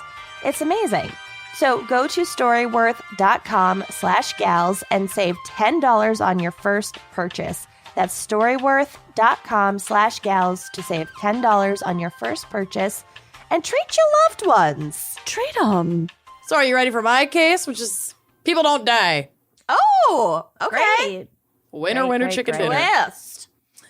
So this is a famous case, but one that I knew very little about because, once again, I am the least educated true crime podcaster when it comes to true crime. Yep. It's like I have the memory of a goldfish. I'm learning everything for the first time every day. It's 51st dates over here. So it's great. Found my wallet, by the way. 3 weeks later. Over a month. Okay, so let's Only go. had to replace 2 credit cards. Only had to replace 2 cards. I feel good about that. Let's go back in time to New York City on November 16th, 1940, which is actually almost 81 years to the day as we're recording this. Wow. Just Wild, even right? 81 years ago. Yep. So creepsters. Anyway, so on that chilly November day at the Consolidated Edison Power Plant on 170 West 64th Street in Manhattan, folks arriving for work found an odd item perched on a windowsill. And I'm not sure if this was inside or outside of the building, but I think it was outside. I just didn't dig deep enough to confirm this, but I'm pretty sure it was outside. What they found was a weathered wooden toolbox wrapped in a note that read, "Con Edison crooks, this is for you." Signed FP. Obviously creeped out by this, the local authorities were called to remove and evaluate the contents of the box. And inside, they found the makings of a crude pipe bomb with an ignition mechanism made of sugar and flashlight batteries, which in the 40s wouldn't be like double A's. It'd probably be like pretty big. Yeah. Basically, my diet in college, sugar and flashlight batteries. Yeah. And what powers your vibrator now in 2021? And not the modern ones, the big ones. The big ones. It's a crank. It shocks you when you touch it. Yeah. So the bomb didn't go off, and obviously, because they got the note off of it, and investigators were left puzzled as to the intention of the mysterious deliverer. Like, was it meant to remain unsploded so that the recipients could read the note? Oh. Unexploded. Because obviously the note would be toast if the bomb had actually gone off. So, like, what would have been the point of the note? You know, so Right. maybe it was an intentional dud to just send a message. Oh. That a quiet year went by without any leads or new discoveries when, in September of 1941, again, almost a year later, another bomb was found in the street about 5 blocks from Consolidated Edison headquarters. This bomb did not go off either, but this time no note was attached. Investigators were able to surmise that the bomb was made by the same person because it was almost identical to the previous and seemed to be targeting Consolidated Edison. Yeah. But also theorized that the deliverer was accidentally stopped in the act of delivering and igniting this bomb, which is why it didn't make it any closer to Con Edison and why it never went off. So, like, maybe a passing police officer scared him off or a nosy stranger got in the way. We don't know. The need to shit. The need to shit ran him off. You never know. So 2 months later, the United States enters World War II in December of 1941. A letter arrived that same month to a nearby New York precinct in the exact penmanship of the note wrapped around the first bomb. This note read, quote, "I will make no more bomb units for the duration of the war. My patriotic feelings have made me decide this. Later, I will bring the Con Edison to justice. They will pay for their dastardly deeds. FP." What the fuck? Do you think you're in a comic book? I mean, it was the 40s, first of all. Second of all, we just don't write like we used to, and I'm sad about it. Bring back dastardly. Yeah, dastardly. Bring it Dastardly's back. good. But FP wasn't kidding. Patriotic feelings. Won't let him. He Oh my wasn't God. he wasn't kidding. He didn't plant a single bomb for a decade as the US participated in World War II, and then obviously the war ended in like 1945, but then we were recovering from World War II. Oh, so good thing his patriotic feelings endured. Built that in. Yeah. Mm-hmm. So What the fuck? he wasn't quiet during that time though. He sent a lot of letters. So Yeah. clearly he didn't A enlist. lot of feels. Despite his patriotic feelings, he did not enlist, or he was too old to enlist, Mm-hmm. or had a health condition that wouldn't let him enlist. So Right. like they're They starting got to chip info. away. They have some very pertinent information, and we'll get to it. And he fucking hates Con Ed. Yup. There's probs a reason for that. Yep. So he wrote a lot of letters and sent them to police stations, newspapers, Con Edison, of course, and even just random people like civilians of New York City who like do not know this Once person. again, the yellow pages, the phone Yep. books, right? Get fucking Again. rid of it. Get rid of it.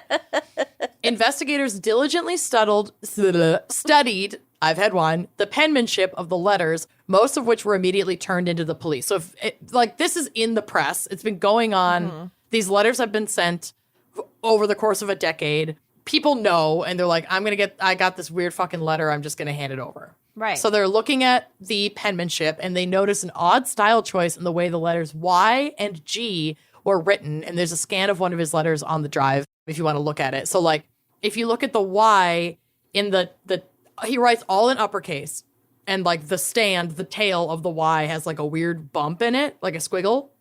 And then his G's are very odd. Like that he has, it almost looks like a C with 2 lines coming out from his either break in the Gs C. His G's are bizarre. Very distinct. I've Very never distinct. seen a G like that. Yeah, and we'll get to the G, baby. All caps. Oh, I like the G. I like it too, but maybe, not one to Maybe don't copy mimic. this. You know what thing. it looks like? The little fart cloud emoji Oh, it does, but without without does. bubbles. without the bubbles. Yeah, if Yeah. you look at the word ago, Uh-huh. it really looks like that A is just farting on that O. A little bit. Yeah. So, Or the other way around, sorry. yeah, you nailed it.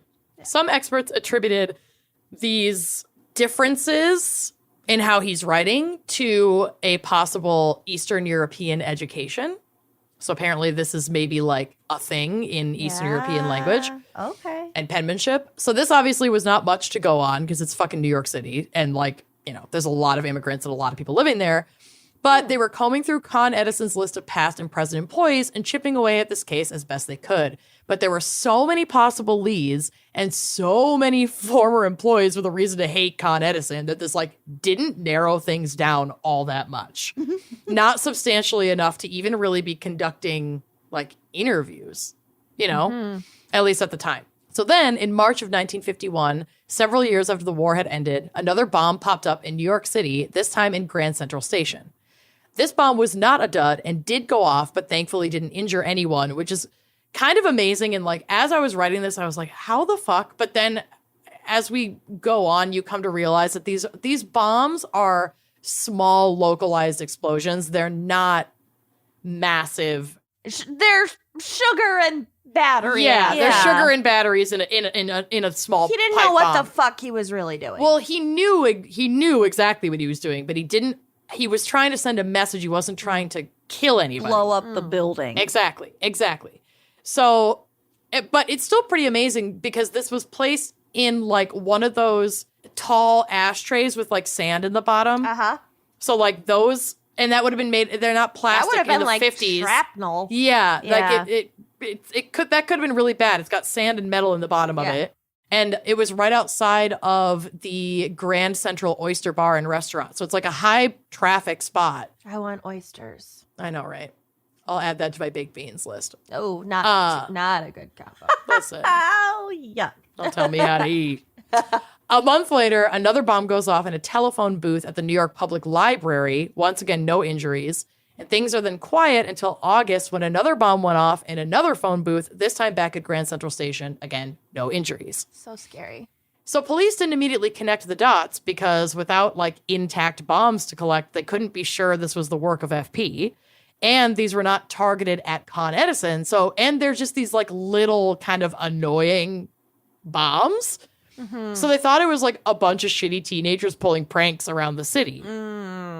But then a bomb went off shortly after in another phone booth, but this time at Con Edison headquarters, and they figured it out. But still, no injuries. So then another bomb was mailed to a Con Edison location in White Plains, New York, and this one did not go off at all, and investigators were able to evaluate it and attribute its build officially to FP, though he had gotten more advanced in his construction, which led some investigators to believe that he may have military and like mechanic training. Because it's pre-internet, so it wasn't so easy to just like go online, go on Reddit and figure out how to make a fucking... he was like learning as he did. Every time you So- say FP, I have to remind myself it's not fucking patriarchy. Yep. Yeah. Neither this case nor Taylor Swift are referencing our I know. FP. Sadly, I really woke up We this wanted it to be morning true. to reports that Taylor Swift shouted out Wine and Crime on her new album. And I was like, oh my God, this is it. My life has changed. We're going to be number one. My whole world has changed. No. Whatever. No, she just said, fuck the patriarchy, which is great. And Right. I support it. But But we definitely did not was- invent that. We didn't invent that, sadly. And yeah. But Taylor, get I'm- at us. Yeah, hopefully we're now wrong. hopefully now enough people have been tagging us in her shit. Yeah. For her If to be that like, was what an is Easter this? egg. Yeah, Yeah, Girl, really. we will send you all the free merch you want. seriously. T Swift, if you're listening, reach out. We Have your got people you. contact our people. We will send you an FP onesie for each of your cats. It worked out great for Kat Dennings. I mean, she came on our show and years later was in WandaVision. And Well, look at that. I think You're there's welcome. that's causation, not correlation right there. They don't have nothing to do with each other. Like, that's what I'm saying. Anyway, so this is just another small detail for their list of small details that are like leading them nowhere. They're just chipping away at this like massive block with like a tiny pick and a tiny hammer. So FP was a real DQ, a drama queen. A Dairy Queen. A Dairy Queen, which I now I also also want. want. Oysters and Dairy God Queen. damn it. Why do we always record when we're hungry / why are we always hungry? So he sent another letter to the press, this time to the New York Herald Tribune. In it, he stated that, quote, bombs will continue until the Consolidated Edison Company is brought to justice for their dastardly acts against me. Against me, the person who is anonymous. How can they reconcile their dastardly acts against an anonymous person? But whatever. I have exhausted all other means. I intend with bombs to cause others to cry out for justice with me. Okay. Show me So that let's line go of through logic. the Con Ed lawsuits. Right. Well, we'll get to it, but there really weren't any lawsuits. So, like, he definitely did not exhaust all other means. all other means. But Yeah. He disclosed possible locations of other bombs that he had planted in that letter that he sent to the press, one of which was found at the Paramount Theater in Times Square. And then on November 28th in 1951, a bomb went off in a coin-operated locker in a New York City subway station. So you could like put in a quarter and get a locker for like X amount of hours or whatever. And again, no injuries from either of these, not a fucking packed theater or from this locker. Amazing. And the Herald Tribune got another letter shortly thereafter that said, quote, "Have you noticed the bombs in your city?" Hello.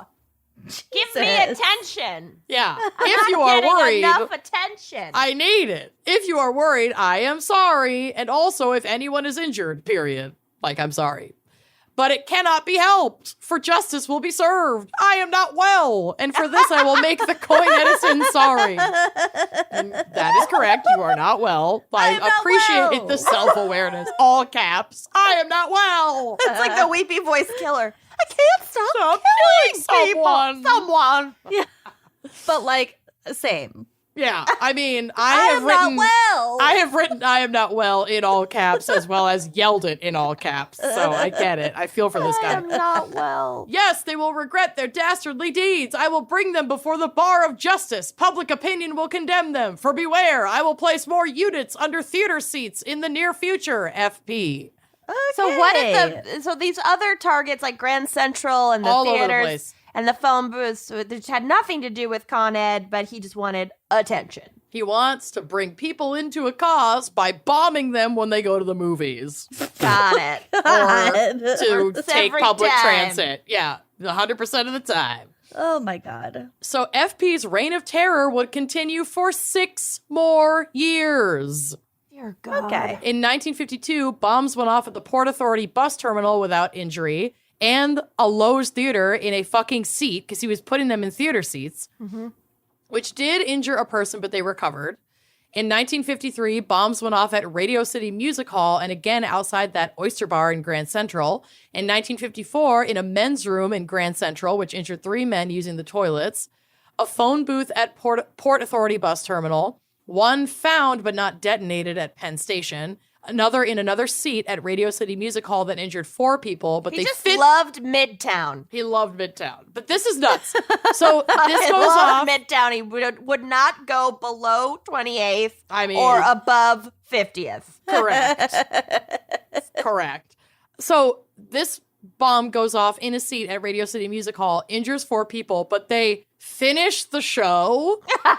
They moved like 50 people away from that localized seat and finished the show. It was a different time. And They'd then, seen World War Different II. fucking and time. then the cops came in to search for evidence after they got everyone out of the theater who had enjoyed their theater experience.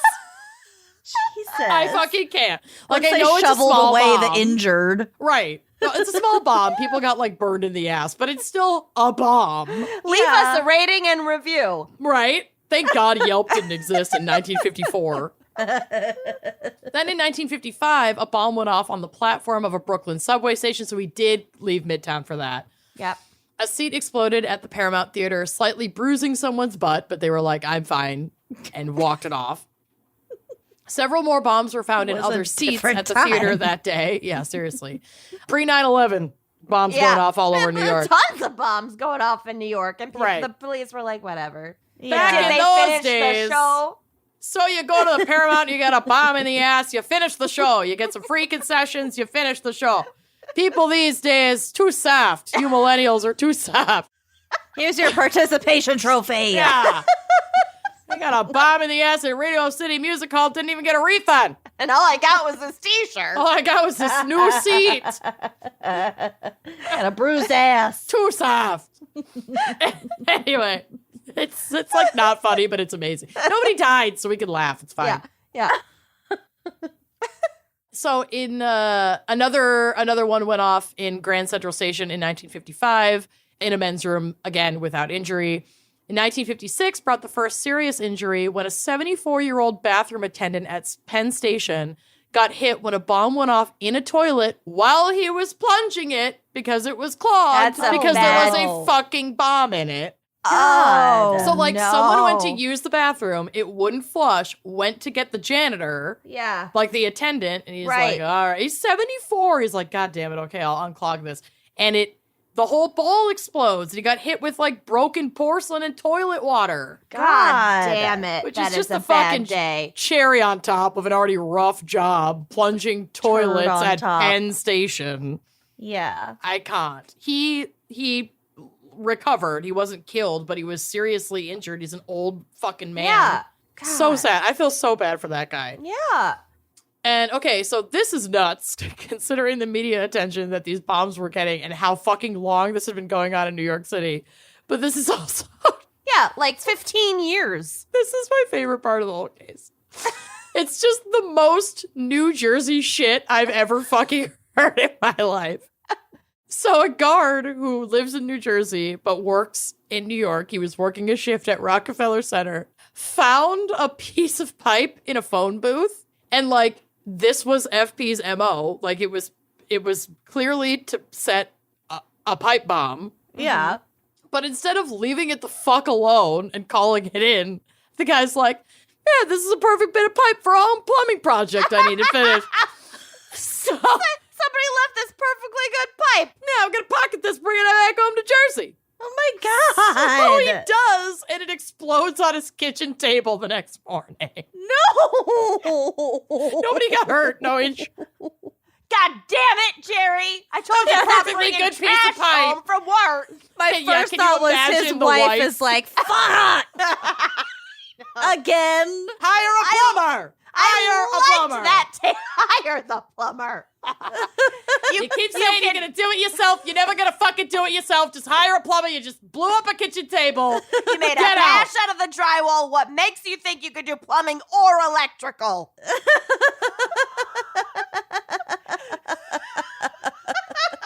That's a perfectly good piece of pipe. Gonna take it up. I got a plumbing project. I fucking can't. He My took it dad home, like, would do on that. the bus. Back to fucking like Hoboken or Jersey City or wherever the fuck he lives. Didn't your mom find a piece of pipe in the yard? Oh, And that she I was left like, there she because was I like, had "I think it stolen fell- it. I think it fell from a plane. But No, I had was a shoved it in random my piece- Spanx after our 10-year reunion. It was Amanda's post 10-year high school reunion blitz. You stole like 9 different things. All unnecessary including a pipe items. for a plumbing A project. chunk of pipe. I found it. You are You this left it- New Jersey man. I can use this. You're like, can you Perfect. imagine? Yes. Perfect. then I I- can imagine. And then I went home to Des Moines, and like 2 fucking weeks later, You my did mom it. was like, I think I figured out where that pipe came from that was on our front step. I was like, what? I forgot. She was like, I think it fell out of a plane. It was like, oh no, that was Amanda. Oh, that memory's coming back. It was weeks later. She was like, you never thought She to just mention. been She just kept puzzling it. over it. Just looked at it for weeks. I think I cracked the code. You didn't. Your dad says he has nothing to do with it. Yeah, well, he didn't this time. So that was my fucking favorite thing ever. Because you could relate. Yeah. Another bomb went off in a seat at the Paramount Theater and injured 6 people. And the fed up police commissioner made a statement the next day calling for, quote, the greatest manhunt in the history of the police department. And it had basically become that by that time because they'd been looking for this guy for fucking like 15 years at this point. So had they actually decided to devote some resources Yeah. to it finally? I mean, I don't think that they were really putting too much thought into Yeah. it. I think they were a little busy, but right. this now it's like, okay, we've gone too far. They're blowing up kitchen tables in Jersey. Yeah. So New Yorkers went completely nuts because now this is just like all over the press, even more than it was before. And 6 people getting hurt at the theater. I mean, it's like, It's escalating. it's escalating. So people were just turning people in left and right, like neighbors that they thought were weird, which I feel like is very New York City. Like, I don't know, I don't trust him. Call it in. Call it in. He left his groceries out again on the stoop. Have you seen how he takes out the bins? I don't like it. Call it in. He's the mad bomber. Call it in. Call it in. The search encompassed New York City and Greater New York, as well as surrounding states, but there was no physical description to work with. The dude was a fucking ghost. So they finally called in psychologist James Brussel for help. And this was the first time in the history of the department that a psychologist had been consulted to crack a case. So for that department specifically, obviously not like everywhere in 1956, 57. So this is from SmithsonianMag.com, quote, Brussel had at first demurred, citing his workload. The New York Department of Mental Hygiene, where he worked, which we don't call it that anymore, but he worked for like a state. What a shame. Mental health. Mental hygiene. Had 120,000 patients, and the caseload grew by 3,000 patients a year. So he's busy. Patient files were stacked high on his desk. In addition, he shouldered a full schedule of lectures and meetings and the demands of private practice. I had real people to deal with, he said, not ghosts. Brussel had other reservations. He hesitated to test his theories in such a high-profile case. What if his analysis failed to break the case, or worse, sent the police in the wrong direction? Quote, I don't know what you expect me to do, Brussel observed skeptically. If experts haven't cracked this case in more than 10 years of trying, what could I hope to contribute? I don't know, any resources whatsoever. Well, You're using experts loosely, but I get what he's saying. I actually appreciate that he was skeptical of his own abilities, because usually the people that are least able are most confident in themselves and their abilities. Absolutely, absolutely. Dunning-Kruger. Yeah. In the end, Brussel couldn't resist the chance to participate in the biggest manhunt in New York history. So James and I would not be friends. He was a hardcore Freudian and a firm believer in the Oedipus complex. But dude, sometimes a cigar is just a cigar, pal. Subway bread is, of course, bread. Is, of course, bread when it's not yoga mats. But dude clearly caught on to something. So he combed over every bit of evidence accumulated over the last, at this point, fucking 17 years, focusing primarily on the FP, like, written letters. He concurred with the assumption that the individual was not born in the U.S. or was at least a first-generation born in the U.S. individual, and believed him to be of Eastern European descent because of his choice of words in his letters and the way that he was writing. Okay. The theater seats that bombs were planted in were sliced open aggressively with a knife, which James believed to, quote, spell an Oedipal misalignment. Oh, like he was trying to penetrate the seat with a knife. That. I know, which, okay, sometimes Maybe a he knife just was nervous and didn't want to be moving caught. quickly. Exactly. Yeah. Well, that's where I'm like, okay. Not James, everything's about dicks. Yeah. I know. Like a lot is, but like A not lot everything. is, but not everything. Yeah. This felt like a stretch. Yeah. He believed the subject, oh my God, no more wine, was likely suffering from paranoia and could be schizophrenic. He also guessed that FP's handwriting, specifically the, quote, sag of his W's mimicking the curve of breasts, meant that the perp was unmarried but lived with female relatives like a mother, aunt, sister. James also stated, quote, when you catch him, and I have no doubt you will, he'll be wearing a double-breasted suit. Just because of the name double-breasted? I mean, maybe not the name double-breasted, but maybe like the style of the time, being an Eastern European trying to look person. Official. Yeah, I mean, there could be a million reasons for that, but it stuck out. Okay. So while the capture of FP was definitely pointed in the right direction because of the psychological profile, like that played a huge role, not enough credit goes to Con Ed clerk Alice Kelly. I can't imagine why, speaking of FP. Yeah. Oh, did they overlook the contributions of Ms. a woman. Ellie? Yeah, exactly. She had been working with police combing over company records and found one that checked basically every box of the profiled suspect. A disgruntled former employee named George Metesky. After serving in World War I, so military training, check. Patriotic nonsense. Yep. Patriotic feelings. He returned home and took a job at Con Edison as a mechanic in Waterbury, Connecticut. So mechanical training, check. He lived with his two unmarried sisters, OMG, check. Whoa. In 1931, George was working a shift when a boiler backfire produced a blast of hot gases. This knocked George over and he inhaled hot gas fumes. Hence the event, his G's. Well, maybe. The event left him. Gases. Oh, Looks like a fart.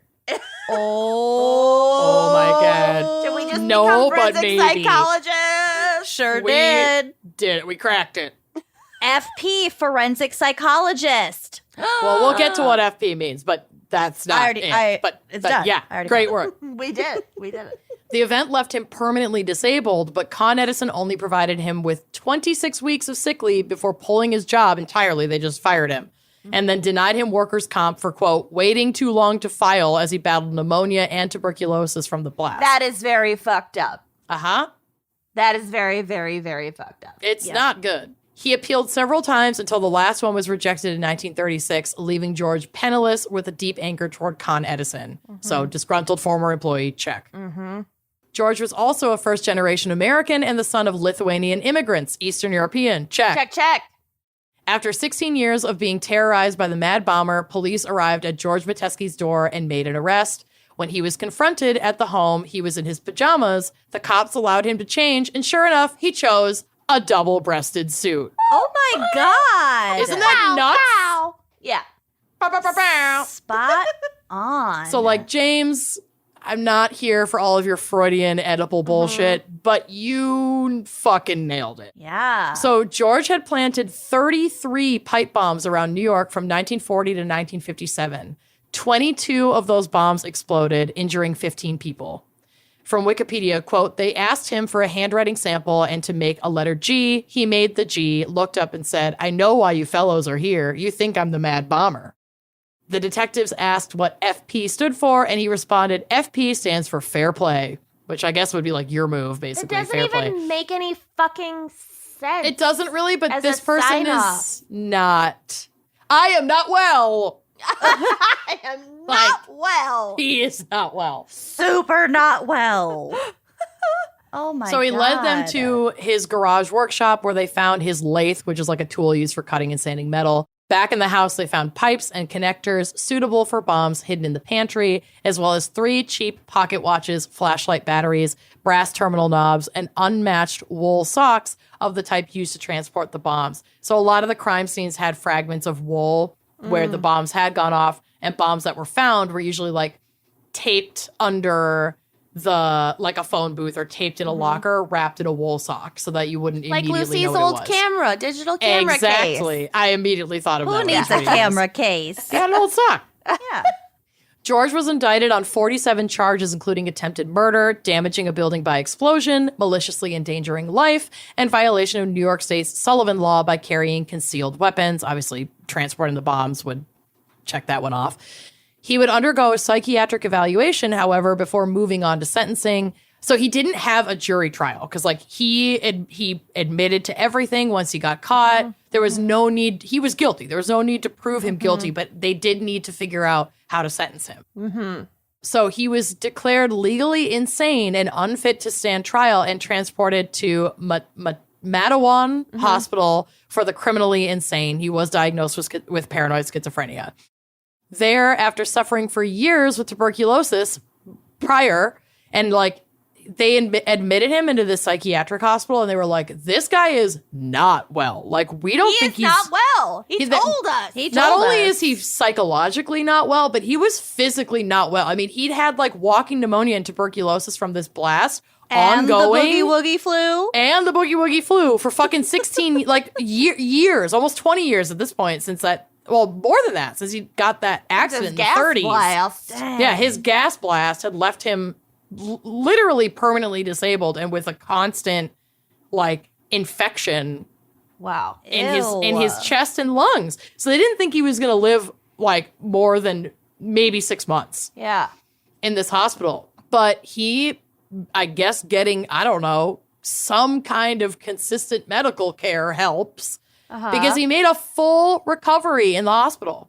And he was thriving, like doing so much better. What a fucking indictment of our healthcare system. I know. Yeah. Getting committed And to a also just, state like, workers' fucking comp hospital. and like union rights for workers and like he did well. all He did of this better. could have been avoided. He did Yeah. better physically and psychologically being admitted to a hospital for the criminally insane in 1957. So, like, yeah, that Jesus speaks a Christ. lot about healthcare, and yeah, it's not great. So he was transported to a less locked down facility in 1973 because some laws, I guess, changed in New York about how you can't just like lock someone in a hospital for Forever? like the criminally insane forever, that's a good law. You got to have some sort of contingency for some kind of People get better. right. Exactly. Like there needs to be rehabilitation or some kind of treatment with an end date. So he was transferred to a like less locked down facility in 73, and then follow-up assessments deemed him harmless. He was actually released with the caveat that he continue outpatient treatment. He was like medicated for his mental health and schizophrenia. They had fucking actually treated him for like 2 decades of pneumonia and TB, and he was sent home. Oh my God. He went back to his hometown of Waterbury, Connecticut, and he died in 1994 at 90 years old. Oh my God. Can you imagine if you what a were like, fucking yeah, my life. neighbor, I cut his grass. He was the mad bomber. Yep. Real nice guy, though. The Yeah. mad bomber. He Real looks nice like guy. a mad bomber. Yeah, he looks, his photo photos- is really funny. It's like iconic, that Yeah. photo. It's Yeah. definitely like, here's Johnny. Yeah. Ew. But this And is so- when he was like really sick. Yeah, he was not well. I am not well. Did his sisters have any clue? As far as I know, they had no idea. I mean, they're both working. I think that this family home, people were in and out of the house and they're fucking working their asses off, and they're like, I don't fucking know what he's doing. Whatever. He's not well. Right. But I don't think they thought he was the mad bomber. I mean, even just looking at him, like, I know I say this all the time. Fucking every black and white photo of like a jovial man in glasses, I'm like, he could be my Looks dad. like my dad. You do say that But a this lot. guy looks so much like actually looks like my dad with He hair. really like actually it's looks kind like of your dad. A little kind bit. of nuts. Your dad had Yeah. a much more cue ball shaped head. I was His gonna- head was perfectly round. This True. ma- This yeah, guy this has man pretty has round. jowls. He's in pretty the one round. in the one where he's like apprehended in the double-breasted suit and he's Yeah. smiling and surrounded by cops, that looks a lot like my dad. That's the one I'm looking at. Yeah. I side jail with photo, Mike not so Jacobson. Not so much. Not I so want to much. go back to this letter that you uploaded with Mm-hmm. the G's and whatever. And towards the bottom, Mm-hmm. he does give hints about his parentage. Mm, He says, mm-hmm. the nearest to my being Teutonic, Mm-hmm. which doesn't that mean German? I think so. Is that my father boarded a liner in Hamburg for passage to this country about 65 years ago. Yeah, so Dot, this dot, dot. particular letter, I think, was later in his like reign of terror Mm-hmm. when the press was like, "We think we're looking for This so type." and so," And he's so they like, haha, you got something exactly. wrong. So he's definitely like taunting them a little bit, and he liked the attention. Like he's definitely reading the articles in the press, Right. but he's not well. He's not well. Not But he well. died quite well and lived Till 90 90. beautiful years. God bless Beautiful him. years. I don't know about that, but Let's slow your roll. He lived 90 years. Some not so beautiful. I'd give him about 35 90 beautiful, years fighting TB in a state prison for the criminally insane. 30% of which were beautiful. Injuring people's butts. He thrived. Never Well- killed a damn one of them. He was not well. All right? It's not well. Didn't Well, kill a one. I'm not well. Anyway, I love the all caps. I am not well. I am not well. New merch. For sure. Merch. New Oh, merch. no. I am not well. I want I am not well shot glass set. I am not well. Draft it up, Corey. Anyway, that's my case. I just thought that case was so wild and was like such a sensation. I had I'd heard of the Mad Bomber, but I was like, I have no idea what this is about. Yeah. Thought it was well so done. fun. Well done. Nice job. Thanks, And- y'all. Special thanks to our fan picker, Katie M. Oh, Thanks, Katie. I hope you're well. I am not well. I'm not. All right, we'll talk to you next week. See you next week. Bye-bye. Thanks for listening to Wine and Crime. Our cover art is by Kala Yip, music by Phil Young and Corey Wendell, editing by Jonathan Camp. Check out our website and blog at wineandcrimepodcast.com. You can also follow us on Facebook, Twitter, and Instagram at Wine and Crime Pod. If you have questions, answers, or recommendations to share, email us at wineandcrimepodcast@gmail.com. Episodes are available on Apple Podcasts, Stitcher, Google Play, basically wherever you get your favorite podcasts. Podcasts. And if you like the show, please rate, review, and subscribe on Apple Podcasts. It is the best way to spread the word. If you'd like to show your support, visit our Patreon page to keep this podcast and the wine flowing. Cheers.